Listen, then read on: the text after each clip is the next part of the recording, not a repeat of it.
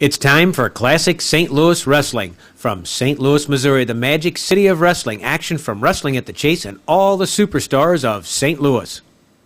The Bruiser driving Murdoch's head into the press table and a hard blast to the midsection by Dick the Bruiser. Once more, Murdoch driven into the press table. The Bruiser battering Murdoch outside the ring. Murdoch dropped to the... Welcome to Classic St. Louis Wrestling Volume 1. Hello, I'm Larry Matisick. Not only did I have the pleasure of doing play-by-play commentary for the famous Wrestling at the Chase from 1972 until 1983, but I also had the honor of working every day with the late great promoter Sam Muchnick. I learned so much, saw so much. It was an exciting time for everybody because St. Louis wrestling was something special. And we're going to prove it to you right now with Volume 1 of Classic St. Louis Wrestling. Let's go back to 1979. Rowdy, belligerent, tough, all of that describes Dick Murdoch, who's here today on Wrestling at the Chase. Hello, I'm Larry Matisick. Murdoch, of course, is a former Missouri state champion and one of the top contenders for the World Heavyweight Championship. Whenever Murdoch's around, you know it because he is truly what a Texan should be, I guess. He's loud, but he's tough, and he can wrestle inside that ring. Dick Murdoch is here today, and we'll be back with the opener right after this. Welcome to Wrestling at the Chase, the opening bout, a one fall with a 10-minute time limit. Introducing from Houston, Texas, weighing 227 pounds, Gene Stevens. From Denver, Texas, weighing 236 pounds, David Von Erich.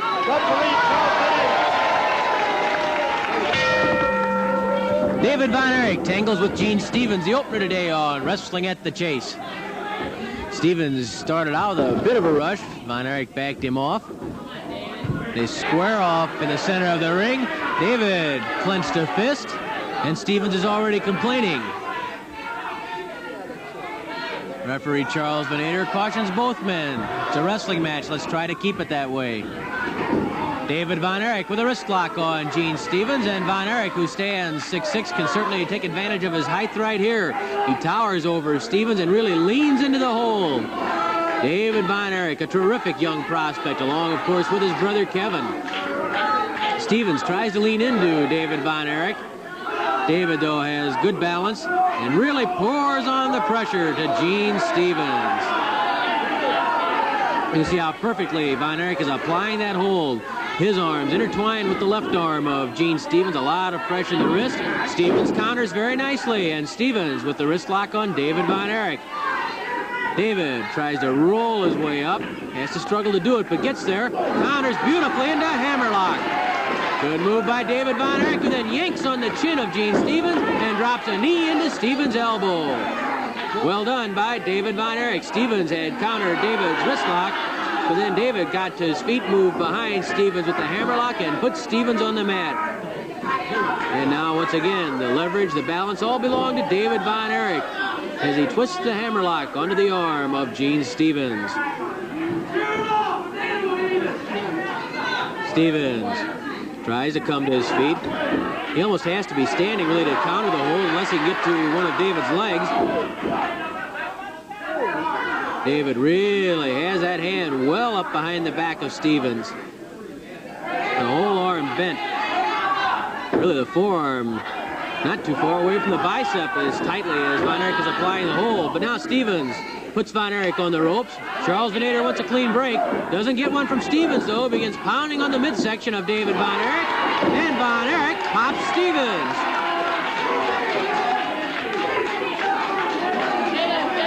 Stevens stays in the corner.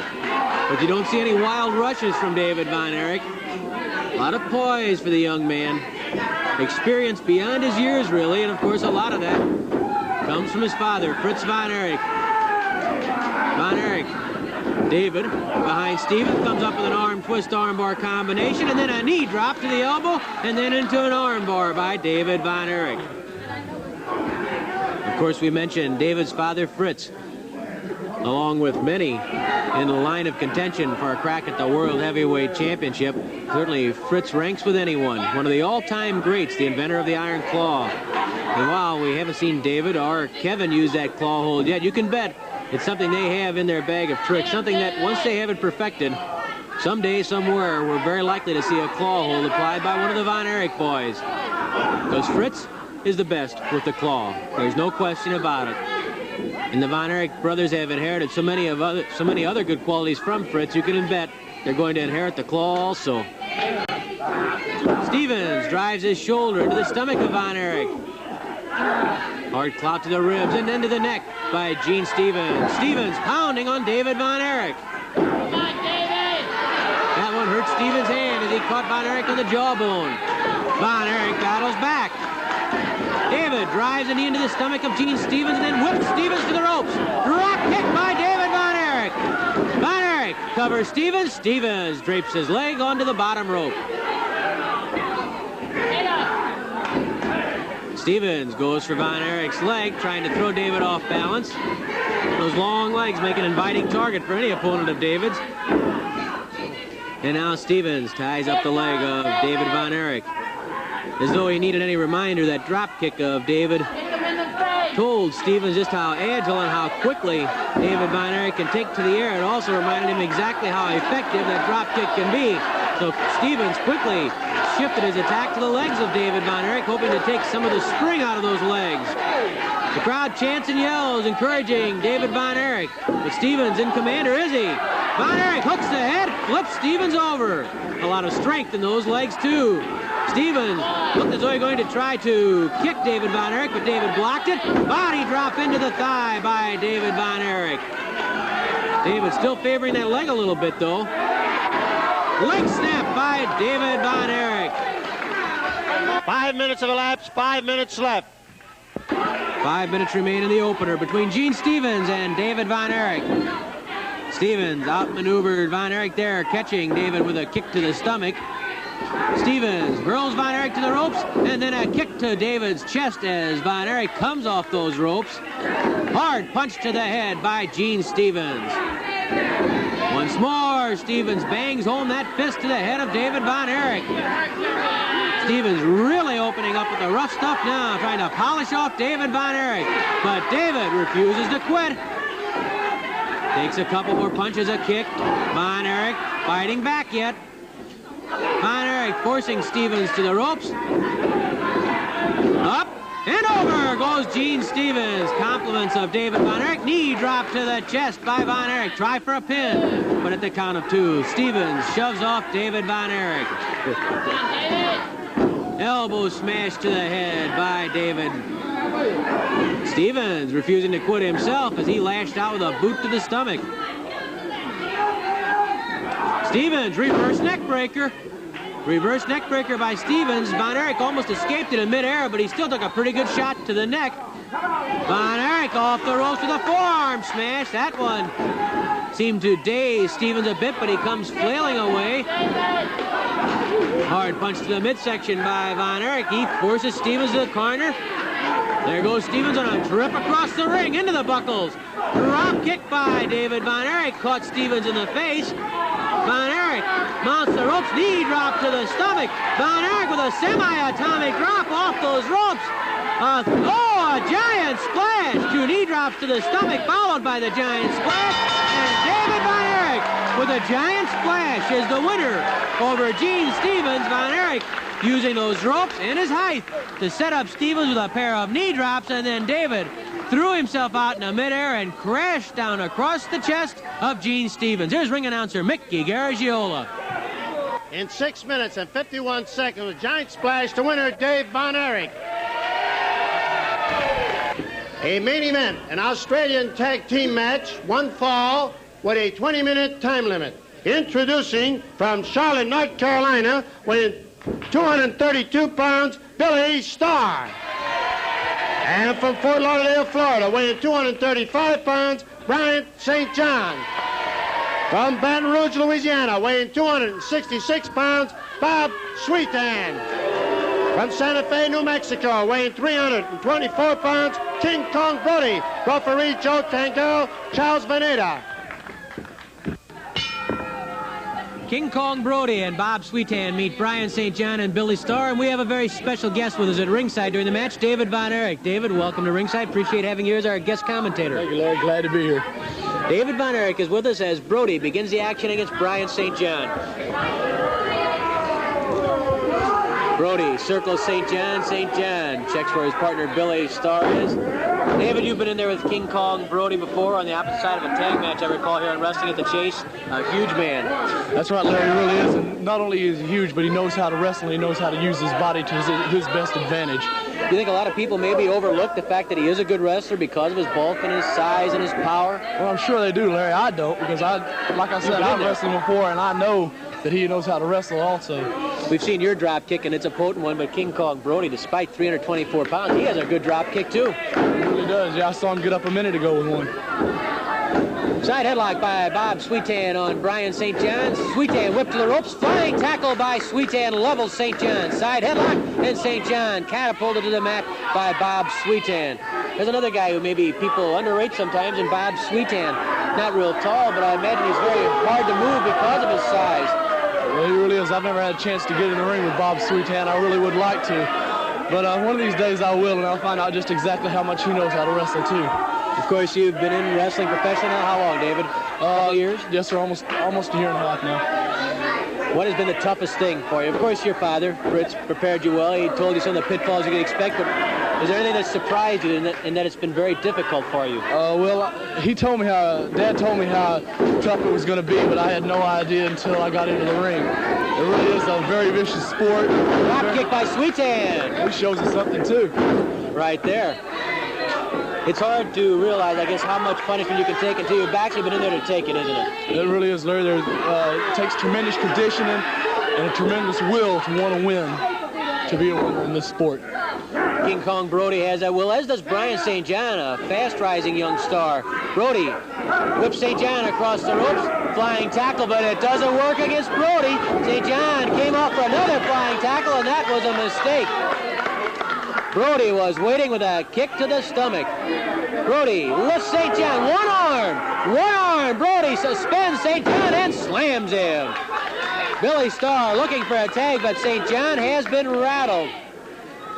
Side headlock over the hip. Brody puts St. John on the mat. David, we talked about how big Brody is. There's one a little bit bigger, and that's Andre the Giant. And of course, he has a match coming up with Dick Murdoch. Now, you were in the Wrestle Royal where Andre and Dick Murdoch were, and you bumped heads a couple times with Andre. You have to have almost, I don't know if it's fear or respect or awe, or what do you feel when Andre's across from you? All of those things, Larry. You feel fear, respect, and awe. He hit me. Well, I did feel his head. He gave me one of his headbutts the other night in that Battle Royal. And I'll tell you what, I wasn't the same the rest of the night. And if he can get that headbutt to Dick Murdoch, I guess even Murdoch, as hard as his head is, he'll know it. Well, Murdoch does have a super hard skull, and I'm sure when Andre puts that headbutt on Murdoch, it's going to do the same damage to him as it did to me. Brian St. John taking some damage right now from Sweetan and Brody. Of course, Sweetan and Brody have been partners before. They know each other's style. They know the strong points. They know how to work together.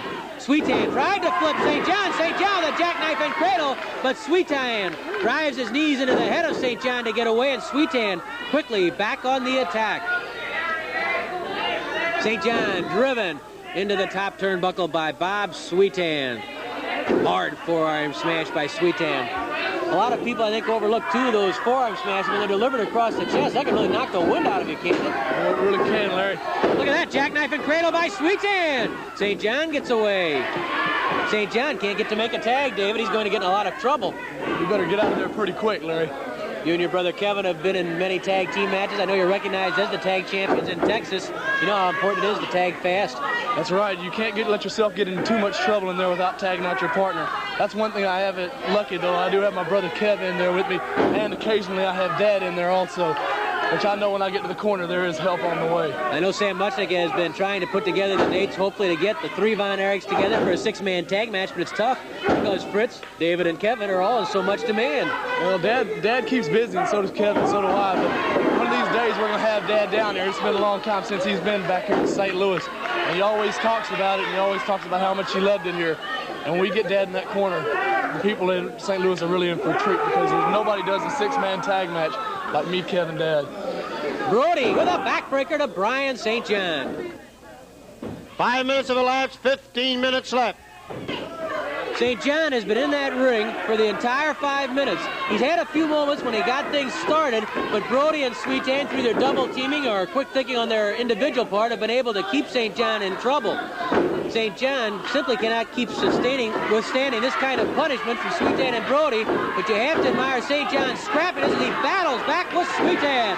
St. John pounding on Sweet Ann, and there's a tag with Billy Starr, who's fresh and goes after Sweet Ann. Sweet Ann whipped to the ropes by Starr. Drop kick by Starr with a beauty. Try for a pin. Sweet Ann pushes off Starr. Look at Brody. Brody grabs Starr, and then Brody and Sweet Ann with a quick double team put Starr in some trouble. How'd you like that drop kick from Starr, David? He really got up that time, Larry. Starr trapped in the wrong corner, though. He turns around and he's looking at the boot of King Kong Brody. Brody flips Starr to the ropes. Hard smash right off the top of the head of Billy Starr. Brody grabs Starr, slams him into the turnbuckle. What can you do against a man like Brody? Try to take him off his feet or not? Is that a good idea? Well, you try to work on his legs, Larry. Try to get him off his feet. That's exactly right. I use my drop kicks and my flying stuff mainly on a guy like Brody because the way to get down a giant's to go at him low or go at him high one way where he's not expecting it. Brody whipped to the ropes by Starr. Starr trying just what David Von Erich said, and he missed that drop kick. And of course, that's also a danger with the drop kick, David. You're gambling every time you go up. That's right. When you go up off the ground, you're committing yourself. So you have to be sure you bet on the right number. That's right. Brody. You got to make sure he doesn't have your number. In that case, Brody had Billy Starr's number, and now Sweet Ann tries to follow up the advantage that King Kong Brody gave him. Sweet Ann pounding on the back of Starr. Starr trying to fight back. Sweet Ann with a bear hug. You know, Larry, I'd really like to see Andre the Giant and Dick Murdoch get a hold of each other because, you know, Murdoch's mouth, the most impressive thing about Murdoch's wrestling to me is his mouth. Because he may be doing, no matter what he's doing in the ring, his mouth's always going. And I'll bet you, I'll just be willing to bet cash money with you that when he gets in the ring with Andre the Giant shuts his mouth right up. Well, I'll tell you, Andre the Giant isn't much of a talker. He's a pretty quiet individual. But I would think Murdoch, with all his yelling and his bragging, might just be getting underneath Andre's skin by this point. Well, Andre the Giant, he's awesome when you're in the ring with him, but when you get him really mad at you, then it's even twice as bad. Brody caught in the jackknife and cradle. Doesn't stay there long. Brody wants it. No, he's complaining about Starr pulling the tights. I would think, David, that it's very difficult to catch Brody in some type of cradle because of his strength. His extremities, his arms, and his legs are so strong. Can you really hold him in a cradle for a 3 count? It's real hard unless you can stun him some way, Larry. If you can stun him, then you can get him. But trying to crotch Brody and hold him down for a 3 count without any kind of physical force on top of him, it's just next to impossible. And wearing Brody down, that takes a little time because that man is tough. Look at the legs on him. He's got to have the biggest pair of thighs in the wrestling business today. Starr working on the head of Brody, but there's where the height comes into Brody's advantage. You wouldn't have that problem, David. You're just about as tall as Brody is. Yeah, I think I can get up there on top of him, but staying there is the problem. Staying there, right. Sweet Ann coming over to help his partner, St. John. Comes over to chase Sweet Ann back. Brody now leans into Billy Starr. Starr finds himself in a bad spot along the ropes. Brody with that smash. Pounding on the head of Billy Starr is King Kong Brody. Brody flailing away at Starr. And then Brody looks for his partner, Sweet Ann, who brings up the knee across the face of Billy Starr. Sweet Ann and Brody are an impressive combination, David. Yeah, they really are. I'd like for me and Kev to get in there with Larry. Be a very interesting match. Well, it would. Kev and I are always interested in the best because, like my dad told me a long time ago, to be a giant, you have to beat a giant. Good point. And there are some giants in St. Louis. Sweet Ann goes for the pin on Starr, but couldn't get it. Tag made to Brody. Sweet Ann stops Starr from getting to Brian St. John. Brody with a kick to the stomach. Was there a tag made? Apparently there was. Joe Tangaro didn't see it, and he wanted to be sure, as any good referee would. Starr caught with a punch to the midsection by King Kong Brody. Brody looks around, almost a challenge in his eyes. When Brody says he'd wrestle anyone, I'm sure he means it. Brody lifts Starr, drops Starr into that top cable. Talk about being committed, David Von Erich. You are committed when you're tossed into the air like that. No way to protect yourself. Only one way to go, and that's down. 10 minutes have passed, 10 minutes left.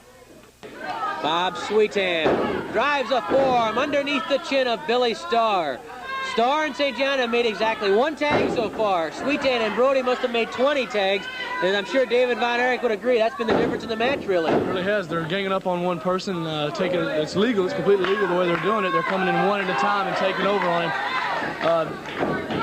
Starr exposes. He comes off the rope, and Brody was waiting. Sweetan sees an opportunity, and Sweetan, above all else, is an opportunist. He won't let something like that pass. And there you can tell these two guys have really been in a lot of tag team matches together. They know each other's moves real well. Brody was biting Billy Starr, digging the teeth in. Sweetan tried to get over to Starr. Brody turns Starr and pounds on Starr's head. Billy Starr has taken his lumps. And as David Von Erich pointed out, the experience as a tag team combination of Sweetan and Brody so far has been the difference. Sweetan with a punch to Starr's head. Starr makes a trip off the ropes. Oh, Sweetan driving in the forearm and the bicep to the lungs. Then a flying elbow drop. Sweetan goes for the pin. Starr won't quit. Brody's big boot is up there, and Billy Starr's whipped into it by Bob Sweetan. If you were in Starr's position right now, David, what could you do to change the momentum? Well, Larry, the only thing he can do right now is try to get to his partner. He's physically worn down now to a point where all he can do to keep from getting defeated is to tag in his partner. And actually, the best thing he can do is flail away desperately and, like you said, get out of there as quickly as he can. But Brody certainly not letting Starr do that as Brody bangs home those big forearms. Tag made to Sweetan. I wish I'd kept track of how many tags Sweetan and Brody have made. It's got to be up around 30 tags by now. I bet it is. They've just been in and out of there almost 30-second shifts they've been working. Starr with a kick, and Starr makes that tag just as David Von Erich had pointed out he had to do. And now Brian St. John, fresh, tears into Sweetan.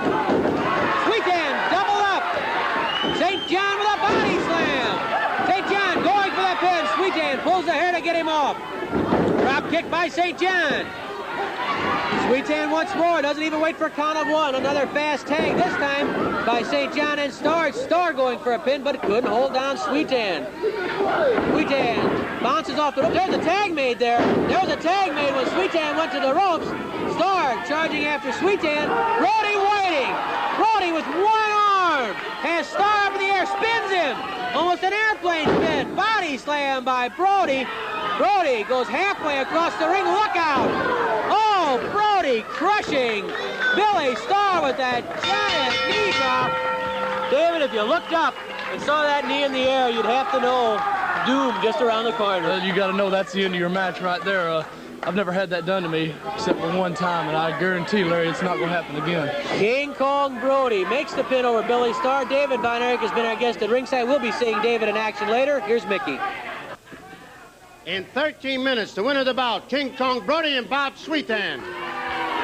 King Kong Brody has held his own against almost every opponent, but he finally found one he couldn't lick, and that was Mother Nature when you were trapped in Texas and couldn't make it to St. Louis for a big team match where you'd been scheduled with Ric Flair against Andre the Giant and Rocky Johnson. I know you were very frustrated that evening when you couldn't make it to St. Louis.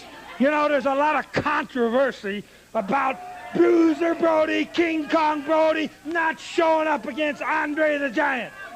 Larry, I don't have to tell you, and I don't have to tell all the people here in the Midwest, that King Kong Brody is not afraid to get in the ring with any man or two men in professional wrestling. The people here in this area have seen my ability in the ring. I don't have to come out here and be bragging and boasting and telling everybody that I am the best wrestler here or I am the toughest. They got their own opinion, and I know all of them, as intelligent wrestling fans, know that I am the best man, and that includes the Giant.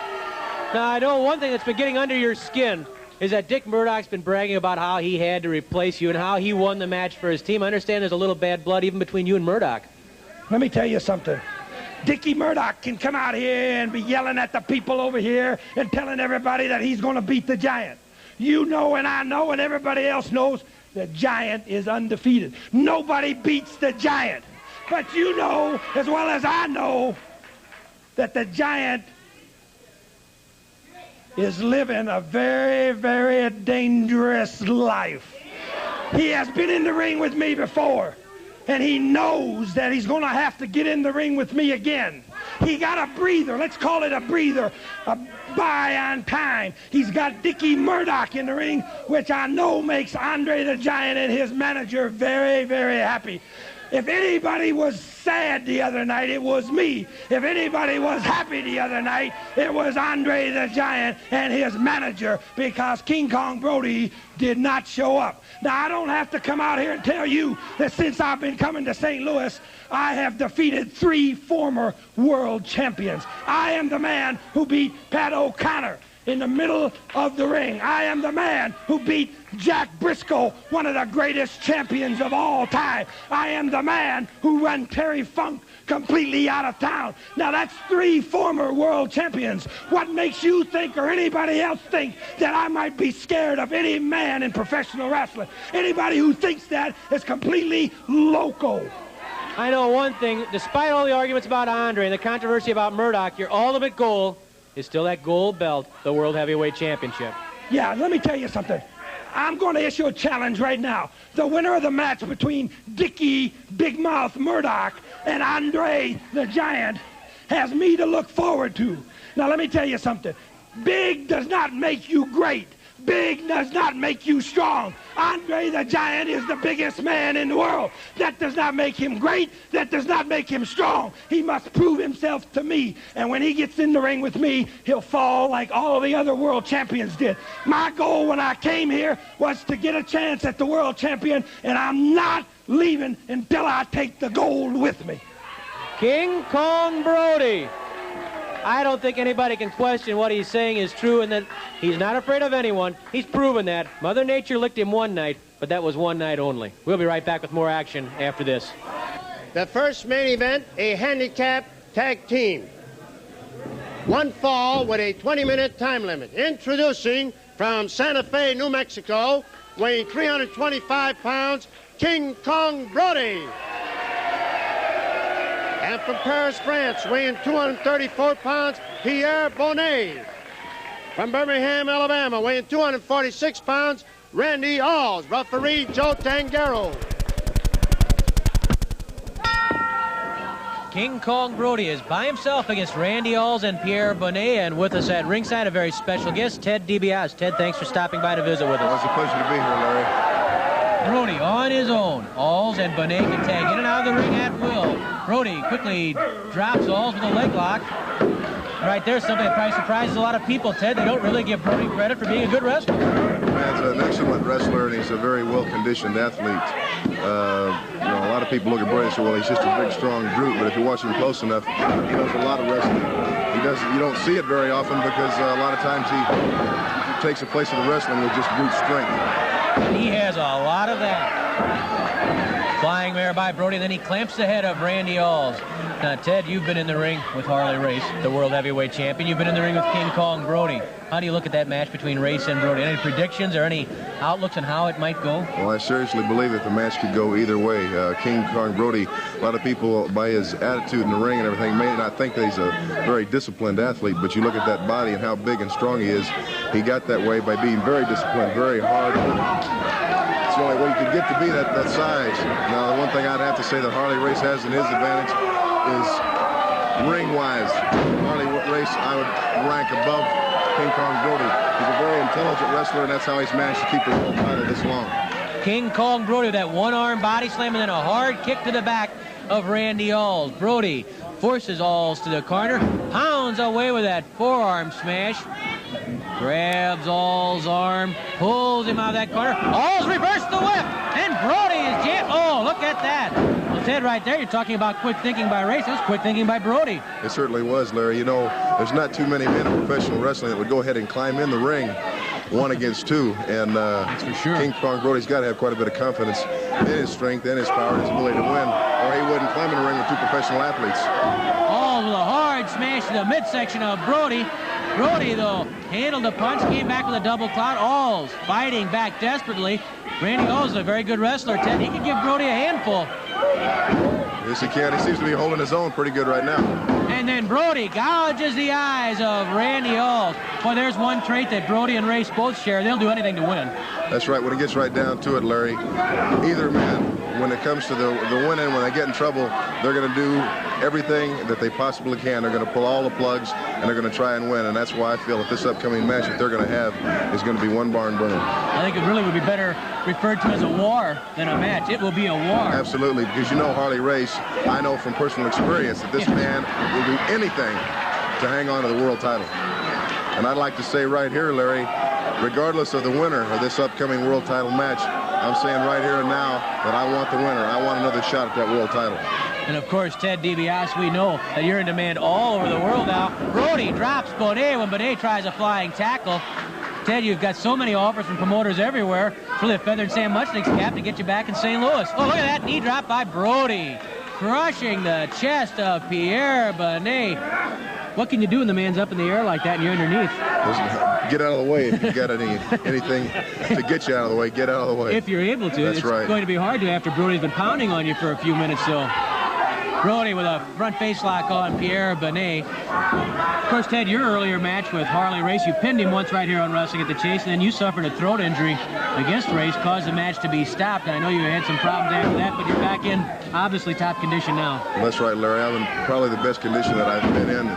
Referring to that earlier match with Harley Race, a lot of people said it was an accident with my throat, or certain, but a lot of my friends that were there watching said that it wasn't an accident. So my attitude is going to be quite a bit different if and when I get another chance at Harley Race. Brody takes a chunk out of the forehead of Pierre Bonet. Brody biting on Bonet. Bonet, though, was able to make a tag with Alls. Alls pounds away on Brody, and there's the danger for Brody. Bonet was in trouble, but Alls is fresh and going to work on Brody. Alls starting to go for a slam, then goes in for a suplex, trying to get Brody up for the suplex, can't even get him off his feet. And Alls is a man who weighs 246 pounds. Brody with a hard kick. That 300 pounds plus is a lot of weight to pick up over your head. Something for Harley Race to think about. His favor's the suplex. It certainly is. Will he be able to lift Brody? I wouldn't care to bet on that. Brody with a hard smash to the head. Alls gets over and tags Pierre Bonet. Talking about rebounding from an injury. One other injury you did suffer in your career was at the hands of Dick Murdoch, and I know you're looking forward to the chance to get a little revenge as Brody spins Bonet. That's certainly 5 minutes have elapsed, 15 minutes left. certainly true, Larry. As everybody knows, I did suffer a serious injury at the hands of Dick Murdoch, and Brody with that flying knee drop makes the pin over Bonet. I'm sorry to interrupt that. Go ahead. And I do have an upcoming match with Dick Murdoch, and it certainly will be a chance. I haven't forgotten what happened that time. I'm a much better conditioned athlete, and I'm in a little better mental frame to meet Murdoch this time. Again, Dick Murdoch can't be taken lightly. He's another one that's a top contender for that world title. So he's certainly a man not to be taken lightly. King Kong Brody, the winner, as he crushed Pierre Bonet. He's beaten 2 opponents, and here's Mickey. In 5 minutes and 10 seconds, with a flying knee drop, the winner, King Kong Brody. Probably no big man in the history of professional wrestling has ever better combined speed and agility with power than King Kong Brody. And that combination might be enough to make you the next world heavyweight champion. I've waited one long stinking year to get my chance at Harley Race. I've proved myself in this ring time and time again. Right here in St. Louis, I've said it before, I've beat every active former world champion. I beat Jack Briscoe, I beat Terry Funk, I beat Pat O'Connor, and I beat Dory Funk. It's about damn time that King Kong Brody collected some dues from your world champion Harley Race.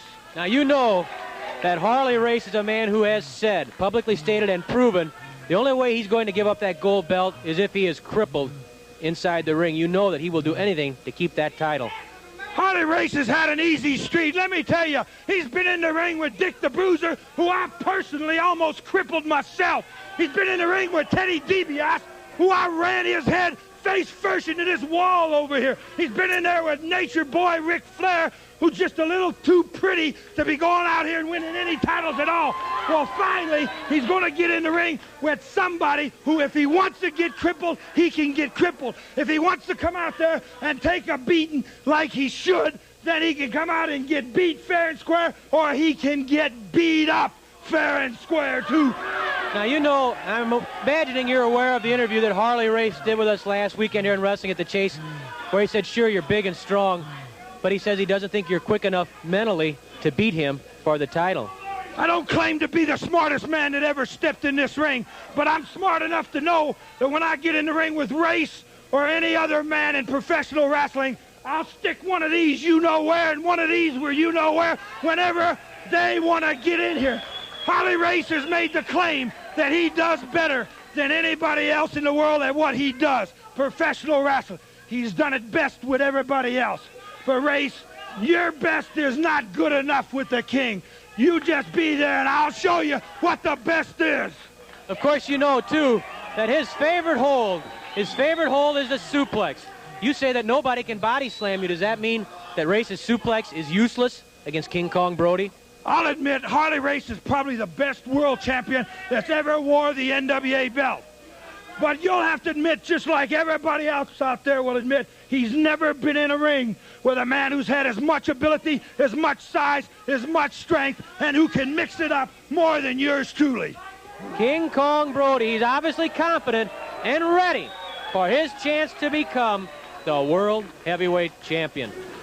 The second main event, a one fall with a 15-minute time limit. Introducing from Fort Lauderdale, Florida, weighing 235 pounds, Bryant St. John. From Waxahachie, Texas, weighing 268 pounds, Dick Murdoch. Referee Johnny Ramirez.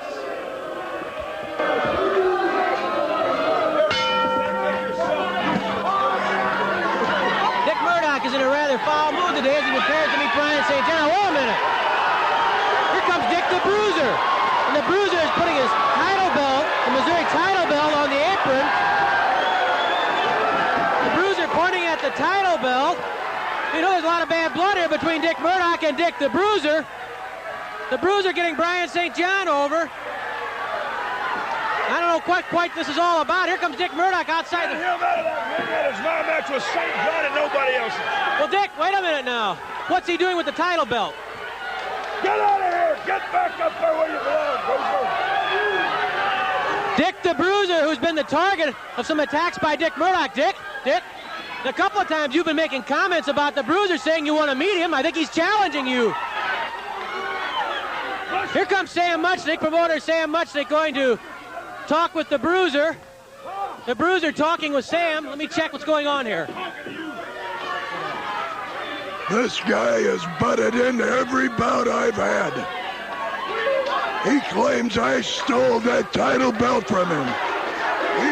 He claims... When you put the belt up, I always bring the belt. I've got the belt. You put the belt up against Murdoch here today? Right. For the main reason that he butts into everything I do. You got it. Sam Muchnick's agreeing to it. The title belt's on the line, Dick. Dick, here's your chance. That belt's on the line. Dick Murdoch having a slight fit here. Now, Dick, you said you wanted this chance. You've got a chance now at the title belt. Murdoch incensed.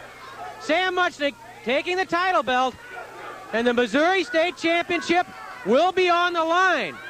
The Missouri title belt on the line right now. The Bruiser and Murdoch for the Missouri title. Is that correct, Dick? It'll be the last time he ever butts in on me. The last time he ever butts in on me, says Dick the Bruiser. The Missouri State Championship on the line. Murdoch stepping outside the ring.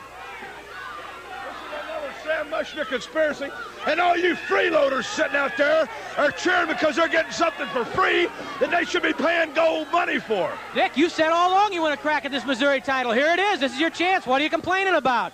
I'm not ready for that man right now. You got no choice. Sam Muchnick said that's the match. He's a conspirator.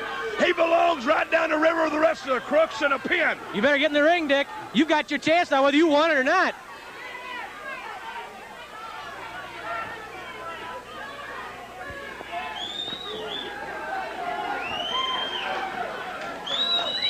Are we ready to begin the match? I think Mickey's going to make the official introduction and explain this to the crowd at ringside. Here's Mickey.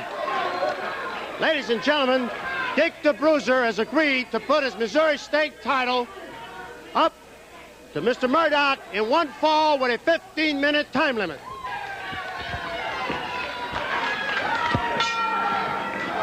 Dick Murdoch versus Dick the Bruiser for the Missouri State Championship.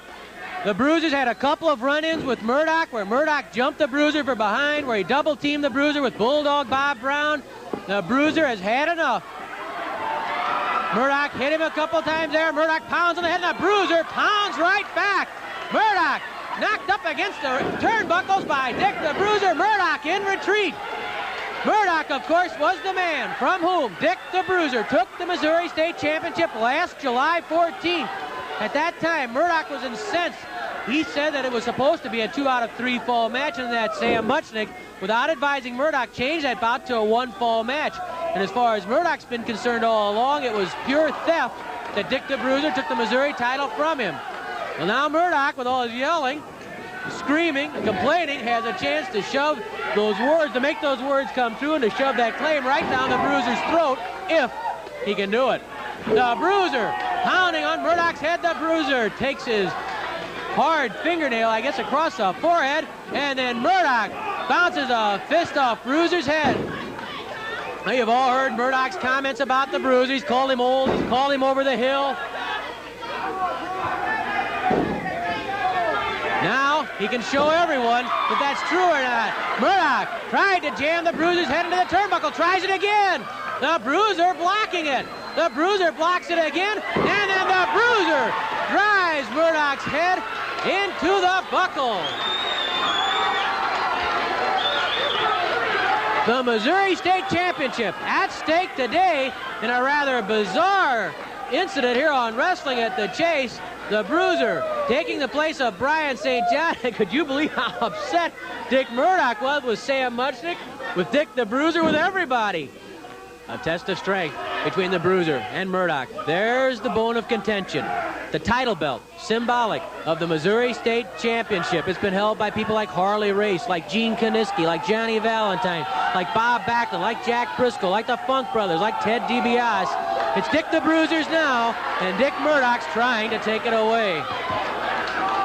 The Bruiser twisting the hands of Murdoch, forcing Murdoch to his knees. The Bruiser twisting those hands backwards. Hard kick to the stomach by the Bruiser. Another kick to the chest by Bruiser. Murdoch kicks right back.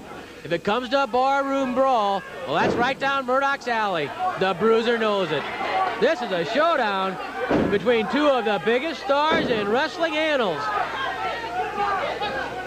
Murdoch strangling the Bruiser over the top rope.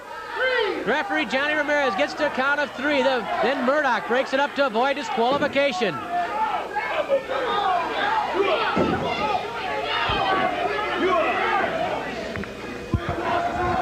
Murdoch pounds on the face of the Bruiser. That one hurt the nose.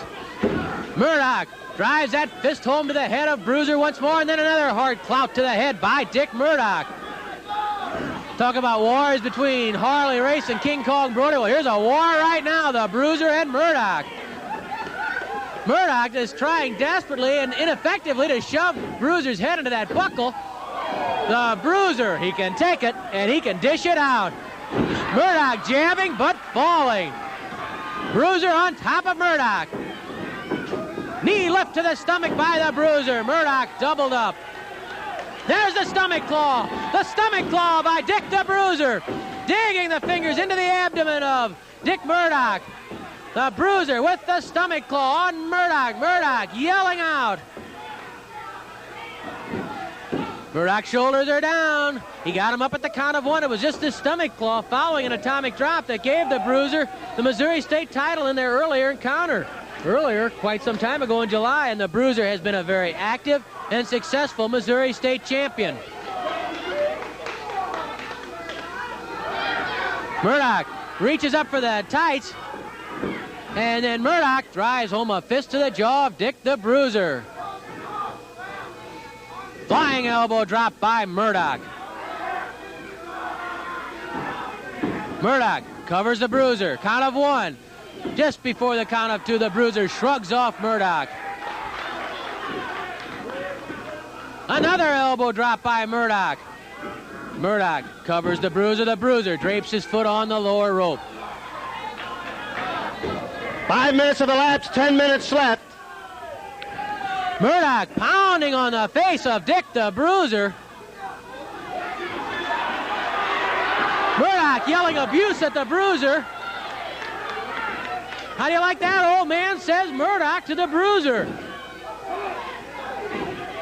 The Bruiser fights back. The Bruiser spins Murdoch with a hard clout. The Bruiser grabs Murdoch's head and drives that head into the top turnbuckle. What a Donnybrook. A grueling brawl between Dick the Bruiser and Dick Murdoch. The Bruiser twisting the nose of Murdoch.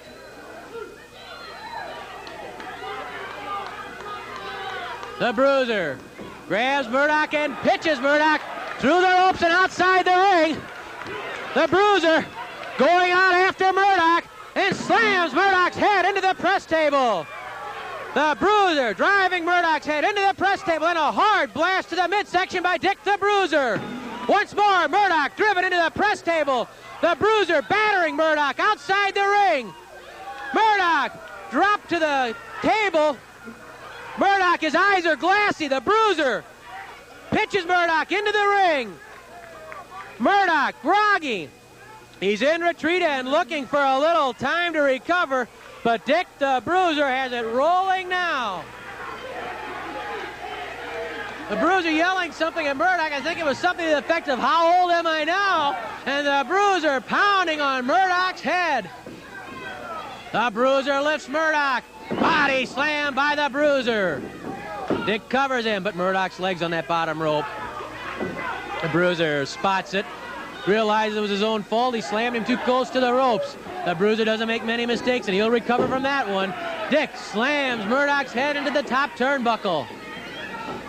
Murdoch still groggy. The Bruiser is pounding Murdoch from corner to corner of the ring. It's all Dick the Bruiser right now. Bruiser lifts Murdoch again. Body slam by the Bruiser. That was a dandy. That's it, says the Bruiser. He covers Murdoch. Count of 2, and the Bruiser refuses to pin Murdoch. He might have been able to get a 3 count there. But the Bruiser, who's so incensed and so infuriated about everything that's happened between him and Murdoch, what Murdoch said and done, the Bruiser wanted to dish out even more punishment to Dick Murdoch. Murdoch slammed again into the turnbuckle. One more, says the Bruiser, who's enjoying every second of this. One more, the crowd stands and yells at the Bruiser as he again slams Murdoch into that buckle. The Bruiser, a vicious body slammer, gives Murdoch a 3rd slam. Try for a pin, count of almost 2, Murdoch's legs on the ropes. What do you mean, says the Bruiser. He looks over and that foot was already off the ropes. Murdoch fighting back. Murdoch lifts the Bruiser and slams the Bruiser. Murdoch refusing to quit himself. Count of 2, count of 3. Hey, his foot was on the ropes, though. That foot was on the ropes. Dick the Bruiser had his foot on the ropes. Murdoch reached up just at the count of 3 and pulled that foot off the ropes, but the referee was counting the shoulders and didn't see it. The crowd, everybody trying to inform him what happened. Dick the Bruiser has officially lost this match. I believe the referee didn't see that the Bruiser had his leg on that bottom rope. The Bruiser still trying to get at Murdoch. The Bruiser incensed, and it looks right now like we have a new Missouri State champion. And as Dick Murdoch, the referee, was looking at those shoulders, and the Bruiser draws back to take a punch at Johnny Ramirez. Ramirez says, "I didn't see that foot on the ropes." And well, he didn't. He was blocked by the bodies, and Dick Murdoch... He wanted it, he got it. Dick Murdoch says he wanted it, he got it. And it's Dick Murdoch now with the Missouri State title belt. No, says the Bruiser. Let's see if we can get an official verdict on this from ring announcer Mickey Garagiola. In 8 minutes and 18 seconds, the winner and the new Missouri State champion, Dick Murdoch. Dick Murdoch has the Missouri title belt. Announce it. Go ahead, announce it, and tell all these freeloaders, especially that punk right there, that who is the new Missouri State champion. Dick Murdoch with the Missouri State title belt. The Bruiser wanting Murdoch back in the ring. The referee simply missed the call. He didn't see it. The Bruiser had his leg on that bottom rope. And Dick Murdoch is the new Missouri State champion, and the Bruiser probably even angrier now than he was before. We'll be back with another match after this. The first main event, a one fall with a 20-minute time limit for the Missouri State Championship. Introducing from Waxahachie, Texas, weighing 268 pounds, Missouri State Champion Dick Murdoch. From Wellington, New Zealand, weighing 245 pounds, the former world's heavyweight champion Pat O'Connor. Referee Joe Tangaro. Dick Murdoch puts the Missouri State Championship on the line against former world title holder Pat O'Connor. Say everything you want about Dick Murdoch, got to give him credit for one thing. He's not waiting long to put that Missouri title on the line. And by no stretch of any imagination could you say that Pat O'Connor is a pushover. Pat O'Connor has all that it takes to knock Dick Murdoch right off the Missouri throne. A former world champion, he won that title right here in St. Louis, defeating Dick Hutton with a spinning toe hold. Held the title for more than 2 years, eventually lost it to Buddy Rogers before one of the biggest crowds ever to witness a wrestling match. That was in Chicago, and over 30,000 people were on hand at Comiskey Park, a huge crowd. O'Connor, after that, campaigned all over the world, as he still is today. He has continued to be a top contender for both the world and Missouri titles. Often has helped many young wrestlers on their way up, including among them Ted DiBiase. Murdoch with a side headlock on Pat O'Connor. And needless to say, the crowd is solidly in O'Connor's corner, not Dick Murdoch's. And that does not bug Mr. Murdoch. That's just what I was going to say. Murdoch could not care less. Came into the ring crowing about the Missouri title belt. Says, you know, I had to fumigate this thing. I don't think the Bruiser's going to care to hear about that. Murdoch with the side headlock on Pat O'Connor. One thing about Murdoch, he doesn't let that belt lay low. I mean, just lay around in the... He's got it on at stake very right quickly. Now. Well, he was a fighting champion when he had the championship before, when he had the Missouri title. He put it at stake often and against all comers until Dick the Bruiser came along. And the Bruiser took the Missouri title from him. And then last weekend, in a match nobody's ever going to forget, least of all Dick the Bruiser lost the Missouri title back to Murdoch, and you know that made Murdoch the only man outside of Harley Race to have the Missouri Championship more than once. Race had it 3 times. Murdoch's now had it twice. And all those other names, people like Kiniski and Valentine and the Funks and Briscoe, 1 time. O'Connor's behind Murdoch. Reverse rolling cradle. We can have a new champion right here. But no, Murdoch shoves O'Connor off. Side headlock by Murdoch, and he puts O'Connor on the canvas. Well, that shows you how quickly it can happen. It only takes a count of 3. It only takes a count of 3. O'Connor had one of them right there with that reverse rolling cradle. Murdoch squeezing the head of Pat O'Connor. Murdoch throughout his career has been in the center of controversy. He's no stranger to it. Remember when he wore the mask as the Invader? At that time when he came in concealing his identity from everyone, he said it was the only way to get good wrestlers to oppose him when they didn't know who he was, that they were all afraid of whoever was underneath the mask. Murdoch rubs Joe Tangaro the wrong way. He yells, the referee, can't you count? Are you a stooge of Muchnick's too, says Dick Murdoch. There's one thing about Murdoch. He's Nick never... Yeah. Flying tackle by Murdoch. Here he comes again. O'Connor with a hip toss. Murdoch was able to get his legs down and break part of the fall, and that allows Murdoch to come up quickly with a side headlock. Don't kid yourself about this guy. He can wrestle, and he's tough. He wouldn't be where he is today if he weren't. He's been to Japan several times. He's toured throughout Canada. He's been all over the United States. You know what the first thing he said to Sam Muchnick after the match was? He says, I got this one now. I want the World Championship. He knows what that Missouri title belt means, not only in terms of prestige, main events, money. Certainly means a lot of that because the Missouri belt in itself means big matches, tough opponents. But it can also be a stepping stone to the World Heavyweight Championship. Ask Harley Race. Because Race had this Missouri title belt 3 different times. Flying tackle by Murdoch. O'Connor with a good hip toss. Oh, he went in the air with that one. Arm drag by O'Connor. And every bone in Murdoch's body must be rattling right now. O'Connor caught Murdoch, flung both himself and Murdoch into the air and drove Murdoch to the canvas, then the arm drag. And O'Connor has escaped the headlock very convincingly. Spinning arm lock by O'Connor, and Murdoch yells out. O'Connor twisting Murdoch's arm.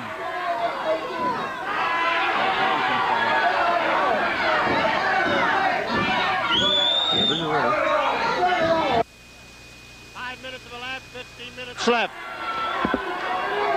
Dick Murdoch trapped in the arm lock of Pat O'Connor. The arm lock that Patrick occasionally spins around to make life even more miserable for Dick Murdoch. Now look at O'Connor bend back. Subtle use of leverage. Arm drag from underneath. Actually more of a power arm drag because he got under it so well and brought Murdoch up over the top. And there is the Missouri title belt. It belongs to Dick Murdoch right now, but before this is over, it might well belong to Pat O'Connor. O'Connor with that spinning arm lock. And Murdoch in real trouble. O'Connor leans back, bends back on it. Boy, Pat has perfect balance there. I'll let you know, Murdoch says to Tanguero, and Tanguero asks, do you want to give up? Pat O'Connor, a master of so many different holds. The sleeper, the reverse rolling cradle, the spinning toe hold, the backslide. A lot of different ways that Pat O'Connor can put a man's shoulders to the mat or get a concession. Murdoch flying across that ring. O'Connor again with the hip toss. Boy, he's just trying to put Murdoch right through the mat. Arm drag by O'Connor. Oh, is he banging Murdoch around this ring.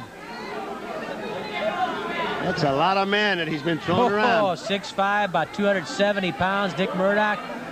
And O'Connor shows you that size isn't necessarily everything. If you know how to handle balance and leverage, you can bounce people around. Well, Murdoch's been bounced around pretty good so far by Pat O'Connor. Murdoch had the early advantage with the side headlock, but O'Connor has certainly taken that edge away from Murdoch now. Murdoch reaches for O'Connor's tights. Murdoch puts O'Connor in the corner. Murdoch with a hard smash.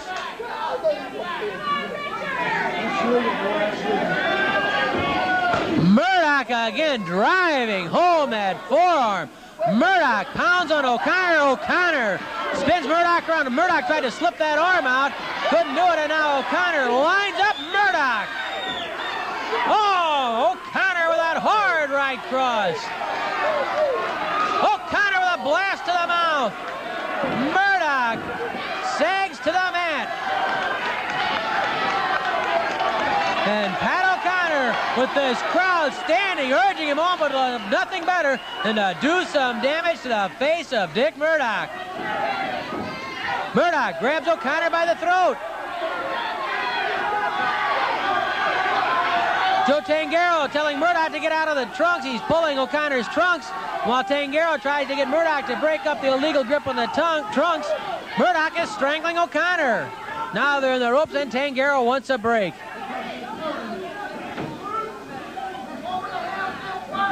Murdoch with an elbow smash right to the forehead of O'Connor. Murdoch wades in. Another smash by Murdoch. Boy, he drives those forearms in there. He's mine, yells Dick Murdoch. Murdoch then bangs the elbow into the forehead of O'Connor.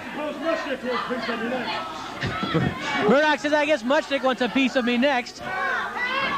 O'Connor in trouble here as Murdoch opens up with a rough tactics and now yanks on the mouth of Pat O'Connor.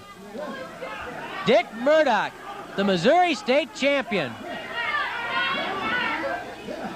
O'Connor slowly to his feet, and Murdoch drives O'Connor's jaw into the top turnbuckle.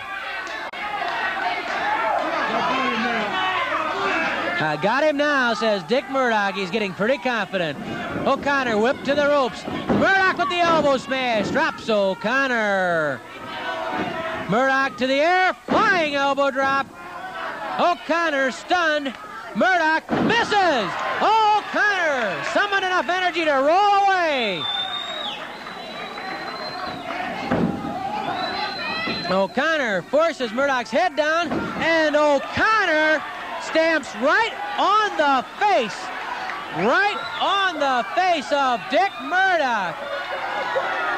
Murdoch's reputation may come to haunt him.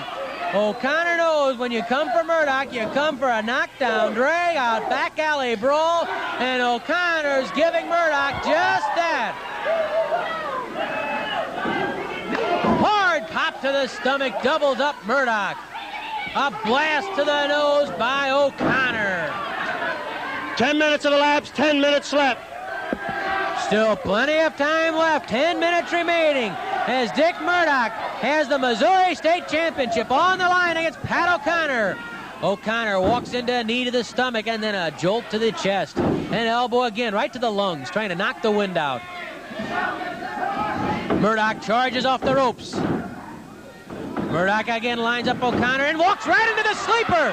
The sleeper hold by Pat O'Connor. The sleeper by O'Connor. He has Murdoch in the middle of the ring. O'Connor trying to put Murdoch away and become the new Missouri champion. Murdoch yanking on the hair, but O'Connor won't give up the grip. And now Murdoch's arms are starting to sag. The legs going limp, jerking involuntarily. O'Connor turning it on with the sleeper. O'Connor trying to become the new Missouri champion. Murdoch trying to keep that blood flow into the brain so he doesn't lose consciousness. That arm's limp. Murdoch barely enough left. He reaches up for the hair instinctively. Murdoch gets to his feet. That's important for Murdoch. O'Connor goes up on Murdoch's back. Oh, and Murdoch ran to the corner, and O'Connor's head was driven into the top turnbuckle. Oh, I'll give that Murdoch credit. Not many people are tough enough, strong enough to withstand that sleeper hold, but Murdoch did it. Murdoch withstanding the sleeper hold. And then Murdoch stomps on the head of O'Connor. Things are getting a little desperate right now for both men. Murdoch knows it. Murdoch pounds on O'Connor's forehead. Opening a cut on his hand. He hit him so hard that he opened up a cut on his hand. Or no, that's blood from O'Connor's forehead, I think. Murdoch stomping on O'Connor. That blood, I thought that the knuckles on Murdoch's hand had been opened up, but instead it's the forehead of O'Connor that has been opened up by Dick Murdoch. And here comes Dick the Bruiser ringside. The Bruiser is in our next match. The Bruiser taking a look in there. He sees that O'Connor is bleeding, and the Bruiser coming up behind Dick Murdoch. Murdoch doesn't even know the Bruiser's there.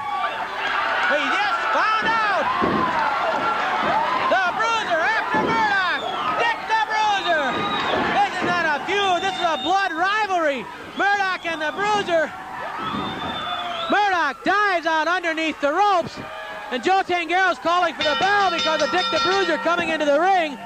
O'Connor bleeding badly from Dick Murdoch, and as soon as the Bruiser saw that O'Connor was bleeding, Dick the Bruiser came into the ring to help out the bleeding O'Connor. Murdoch still has the Missouri title belt. I imagine that Joe Tangero has disqualified Pat O'Connor for interference by Dick the Bruiser. Tangero is explaining it to ring announcer Mickey Garagiola right now. O'Connor, blood all over his forehead from what Dick Murdoch did to him in defense of the Missouri title, and the Bruiser still daring Murdoch to come into the ring. Let's hear from ring announcer Mickey Garagiola. In 12 minutes and 35 seconds, referee Joe Tangero gives the match to the Missouri State champion Dick Murdoch for outside interference. Whenever there's controversy, you can almost bet your life that Dick Murdoch is right in the middle of it. Dick Murdoch, the new Missouri State champion. I guess some sort of congratulations are in order to you, even though it was a tainted victory, though. Certainly there's congratulations due to Dick Murdoch. How many times have I won this Missouri State title outright? That was the second time you've had it. And you know, certainly there's controversy when I'm around. There was controversy around when I was born. There was controversy around when first time I come to St. Louis years ago, when Sam Mushnick right then decided to start a conspiracy drive against Dick Murdoch, knowing that one day Dick Murdoch will be the NWA World's Heavyweight Wrestling Champion. And ever since the first time, I'm going to call him Slamming Sammy Mushnick because he needs something to give him a little ego. Slamming Sammy Mushnick saw me years ago and he said, I have got to put this man down. I have got to slow Dick Murdoch down in his tracks because one day he is going to be the greatest athlete the United States has ever had to offer. and that is the world over. As you know, I've been to Japan 20 times. That is more than any other professional wrestler in the world today, I might add. I have beaten with ease Ted DiBiase with my brain buster right there in the middle of the ring. If you'll remember, on the floor, Dick. Well, somebody moved the ring. If you'll remember, I defeated Jack Briscoe at the Kill right in the middle of the ring with my famed brain buster. Used it outside the ring, on the floor. You let me have this interview, please. Your job is to stand here and hold that microphone just like a stooge for Sam Mushnick. Now, last week I didn't want to wrestle Dick the Bruiser. I didn't want to have nothing to do with him because I had my mind geared for another great athlete in Brian St. John. But evidently, Dick the Bruiser went back here in the back room and gathered Sam Mushnick up in some toilet and probably offered Sam Mushnick more money than he's ever seen in his life, $2.81, to get a match with Dick to me. Well, what happened when Dick the Bruiser got in the ring with me? What happened? Dick, I'll be honest. You took a beating. Certainly I took a beating. You don't think I got a face like this from sitting at home, do you? I got the only face a mother could love. But who won the contest? Who is the new Missouri State champion? And who comes out here and wrestles everybody they booked me against? And I have never yet to interfere in a match. But lo and behold, what happens? Dick the Bruiser has to attack me from behind. And you're a witness that he did it. And if all these people out here wasn't such liars, they'd know it too.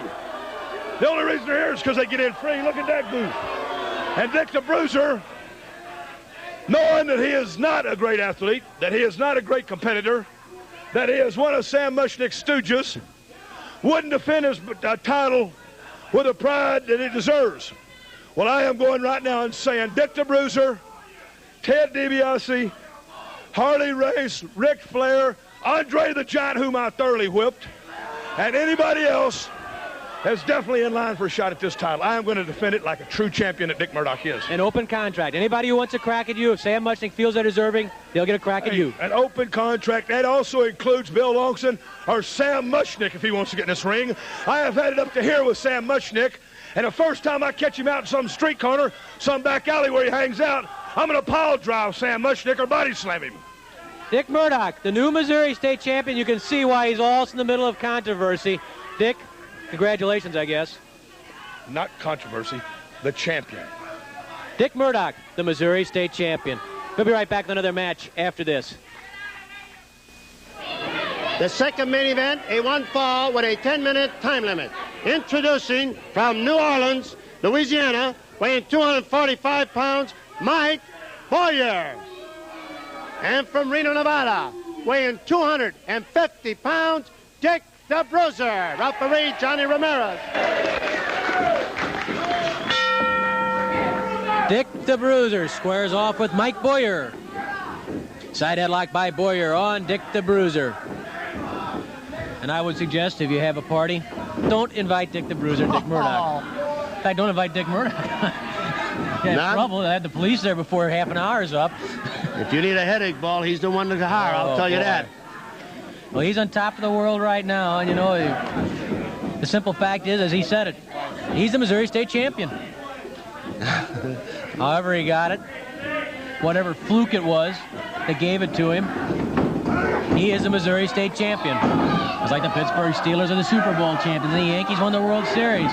Whatever may have happened with an umpire and an official, whatever flukes of lady luck were involved, he's the Missouri State champion, Dick Murdoch. He's a man on a spot, I'll guarantee you that. And a man of very few words. Dick the Bruiser with a nerve clamp on Mike Boyer, digging in. Boyer forced his knees by the pressure applied from Dick the Bruiser. The Bruiser drives the knee into the back of Boyer. And once again, digs in on the neck of Boyer. The Bruiser, who's probably been suspended more times in more places than any other wrestler in history. We've seen Dick Murdoch in some brawls. Let me tell you, Dick the Bruiser's been in a few himself. He wrote the book. He's no altar boy. Boyer, his head driven into the top turnbuckle, and the Bruiser. The forearm smash. Boyer fights back. Mike Boyer pounds on the Bruiser, tries to pull the Bruiser out of the corner, can't do it, then tries to throw the Bruiser into the turnbuckle. The Bruiser, with tremendous power in his neck and shoulders, just won't go. Boyer does. There's a man in Dick the Bruiser, another one of these tremendously powerful wrestlers. The Bruiser can bench press over 500 pounds also. I say also, I'm thinking in terms of, say, King Kong Brody, who's done a 540-pound bench press. And that is probably why Mike Boyer's down his knees right now as he tests strength against Dick the Bruiser. The Bruiser looking right in Boyer's eyes, and how do you like it? Rub a little salt into the wound. I wonder what he charged to haunt a house. Murdoch, the Bruiser. The Bruiser. Oh, my God, just right down the man's throat. Mick, he doesn't haunt him, he wrecks him. Oh, you better believe it. And right now, he'd probably like nothing better than to wreck Dick Murdoch. Pat O'Connor, I'm sure, was happy when Dick the Bruiser came to his aid in one reason, for the fact that O'Connor was bleeding and hurt. On the other hand, I'm sure he was sorry to see the Bruiser come in because it did cost O'Connor the match by disqualification. But Pat has been around. He understands the Bruiser. He understands what furies are burning right now in him, boy, what temper is frayed right there, and he can understand why the Bruiser did what he did. The Bruiser's not going to need much of an excuse to come after Murdoch at any time, believe me. Sure, he's right on his trail. He just follows him around. And Murdoch did the same thing to the Bruiser for a couple months. The Bruiser pitches Mike Boyer through the ropes and out of the ring. Right down there, says the Bruiser, as he goes out after Mike Boyer. The Bruiser slams Boyer into the steps leading up to the ring. And the Bruiser lines up Boyer and slams him head first into the steel ring post. And then the Bruiser eyes our press table. And Boyer up over the table into the chairs. And there goes the table as Dick the Bruiser rearranges the KPLR TV studio. The Bruiser strangling Boyer and pours ice water over his face, knocking Boyer up against the canvas wall. The Bruiser grabs Boyer and slams Boyer into the ring post. Boyer pulled over the steps by the Bruiser. The Bruiser battering Mike Boyer. The Bruiser pitches Boyer through the ropes and into the ring. Boyer battered, stunned. I don't think he knows what town he's in, but I'll bet you he knows who he's wrestling. It's Dick the Bruiser, the most dangerous wrestler alive. The Bruiser battering Boyer. Now the Bruiser mounts the ropes. The crowd screams and delight on the Bruiser with the atomic drop. And the Bruiser has a victory over Mike Boyer. Dick the Bruiser, with his atomic drop, polishes off Mike Boyer after destroying Boyer outside the ring. Dick Murdoch, you better beware. I think that man's looking for you. Here's Mickey. Don't hurt me. And 4 minutes and 40 seconds to win the bout, Dick the Bruiser. Back in 1979, director Jim Winkle at Channel 11 and I came up with the idea of doing a Best of St. Louis Wrestling show. The very first one aired in April of 1979, but it had action all the way back into the fall of 1978. You're going to like this. Welcome to a very special edition of Wrestling at the Chase. Hello, I'm Larry Matisick, and today's program might better be titled The Best of Wrestling at the Chase. As you know, Wrestling at the Chase is nearing its 20th anniversary on KPLR TV, Channel 11. Over that time, it's developed a tremendous following throughout the greater St. Louis area, and action like you're going to be seeing today is part of the reason. We're going to be taking a look at some of the highlights of what has happened on Wrestling at the Chase over the past year, and you'll be seeing people like World Heavyweight Champion Harley Race, Dick Murdoch, King Kong Brody, Dick the Bruiser, Ted DiBiase, Nature Boy Ric Flair, Terry Funk, the Lady Wrestlers, and much, much more. So stick around. It's a very special edition of Wrestling at the Chase, and we'll be right back after these important messages. King Kong Brody has gotten plenty of headlines in St. Louis, and Frankie Lane would be the first to vouch that Brody deserves every one. Look what happened when Frankie Lane took on King Kong Brody. That has the same effect as a karate chop to the windpipe when he's dropped from, say, 7 foot in the air. Brody with a forearm smash. The game and spunky Frankie Lane trying to hang in against Brody. Brody with a hard smash drops Lane. Brody covers Lane, now begins biting Lane. Brody biting Lane, digging his teeth into the forehead of Frankie Lane. Smith warning Brody.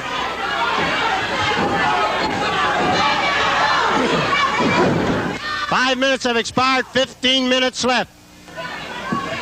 5 minutes of open warfare have passed in the main event on Wrestling at the Chase. Frankie Lane hanging in doggedly against King Kong Brody. Lane pulling on Brody's hair. Look at that. Oh, did you see Brody grab Lane by the hair and just lift Lane off his feet and throw him across the ring? Lane to the ropes. Brody waiting. Oh! Brody caught by a kick from Lane. Another chop and down goes Brody. That's the first time Brody's been knocked off his feet on Wrestling at the Chase in a month. Hard smashes by Lane. Once again, Frankie Lane is on the offensive. Charges in and again. Lane catches a knee lift. He caught it more in the hip area. Frankie saw it coming. He tried to leapfrog over the knee lift, but he didn't quite get over the top. And Brody caught him in the hip and rib area. Probably did more damage than the first time Lane caught that knee lift. This time it knocked wind out of Frankie Lane. Brody lifts Lane with one arm, spins him around and slams him. Brody grabs the legs and Brody going for the Boston Crab. That's his favorite.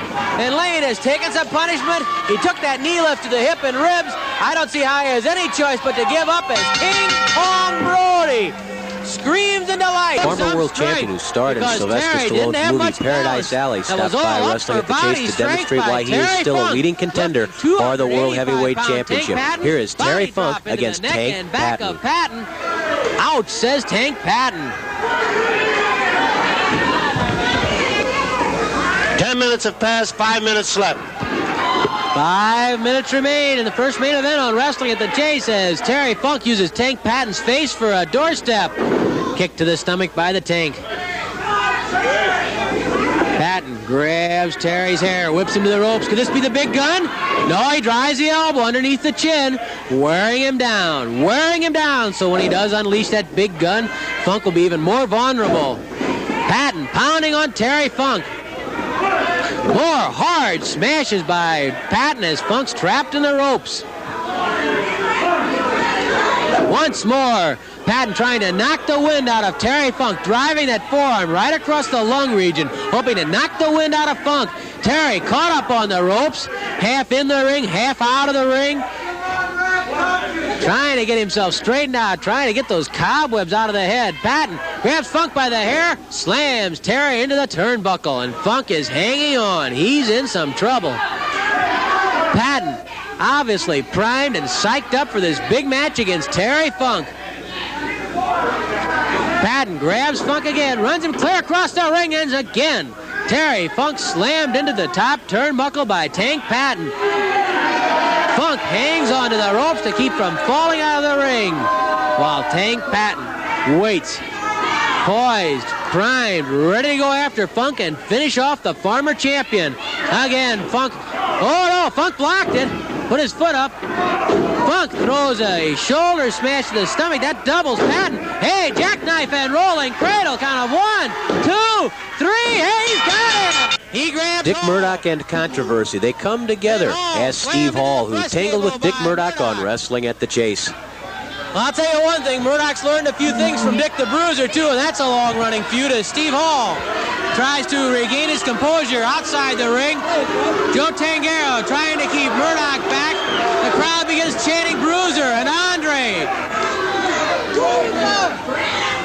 Murdoch twists all around, drives an elbow into the throat. An elbow into the throat by Murdoch, who's pounding on Steve Hall.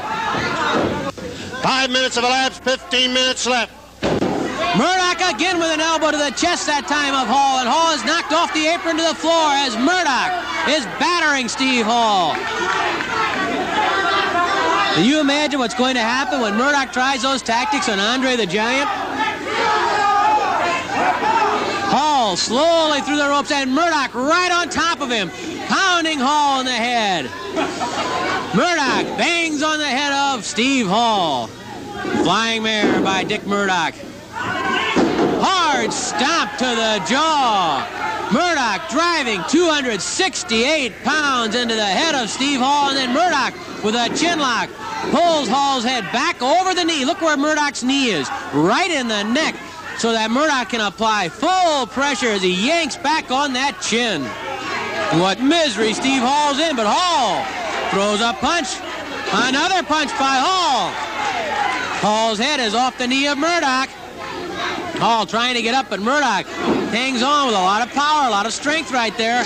And now Murdoch goes to work on Hall, pounding on the face of Steve Hall. Well, Hall paid for punching Murdoch right there. Look at Murdoch, almost with one arm, shades of King Kong Brody there a little bit. Murdoch lifted Hall so easily. Murdoch dominating the action. Hall whipped to the ropes. Murdoch with an elbow underneath Hall's chin. Murdoch taking time to luxuriate in it right now. He knows he's in command. He hooks Hall's head, setting him up for that standing suplex, the Texas Brainbuster, as Murdoch calls it. Murdoch driving the head backwards into the mat, then Murdoch coming up on top of Hall, and Dick Murdoch runs roughshod over Steve Hall. Anything can happen, and that certainly was the case when Leilani Kai met Joyce Grable here on Wrestling at the Chase. These are two of the top female wrestlers in the country today, and here's what happened when Kai met Grable on Wrestling at the Chase. Leilani picks up and slams her on the concrete floor. Well, I've seen everything today. Outside the ring, shades of Dick the Bruiser and Ric Flair and King Kong Brody. Outside the ring, Joyce Grable gives Leilani Kai a body slam on the concrete floor. Into the ring comes Leilani Kai. Oh, flying front catapult by Joyce Grable. To the air. Oh, the giant splash missed. The giant splash missed. 5 minutes left, 5 minutes. 5 minutes remaining, and at the pace these two gals are going, I don't think they're going to make it. Look out! They keep draining that pool. Leilani Kai missed a giant splash on Joyce Grable. No falls yet, but it certainly has not been for lack of effort. Grable and Kai going at it hammer and tong. Look at that. What a Donnybrook. By the hair, the flying. Look at that. She's got that long hair of Leilani Kai, and Leilani may be a little bald when it's all over. I think Chuck Riley's underneath there. Where's Riley's underneath? Kai rolled Grable over. Grable went over top of Kai, and Chuck Riley's underneath. Riley trying to get untangled from the mess. And he's mad at Joyce Grable. Chuck's had just about enough. Joyce says it was Leilani Kai. I didn't do it. I'm telling you for the last time, says Chuck Riley. Yes, sir. That little pinch on the cheek that Flair gave Riley has really got him in a lot of trouble.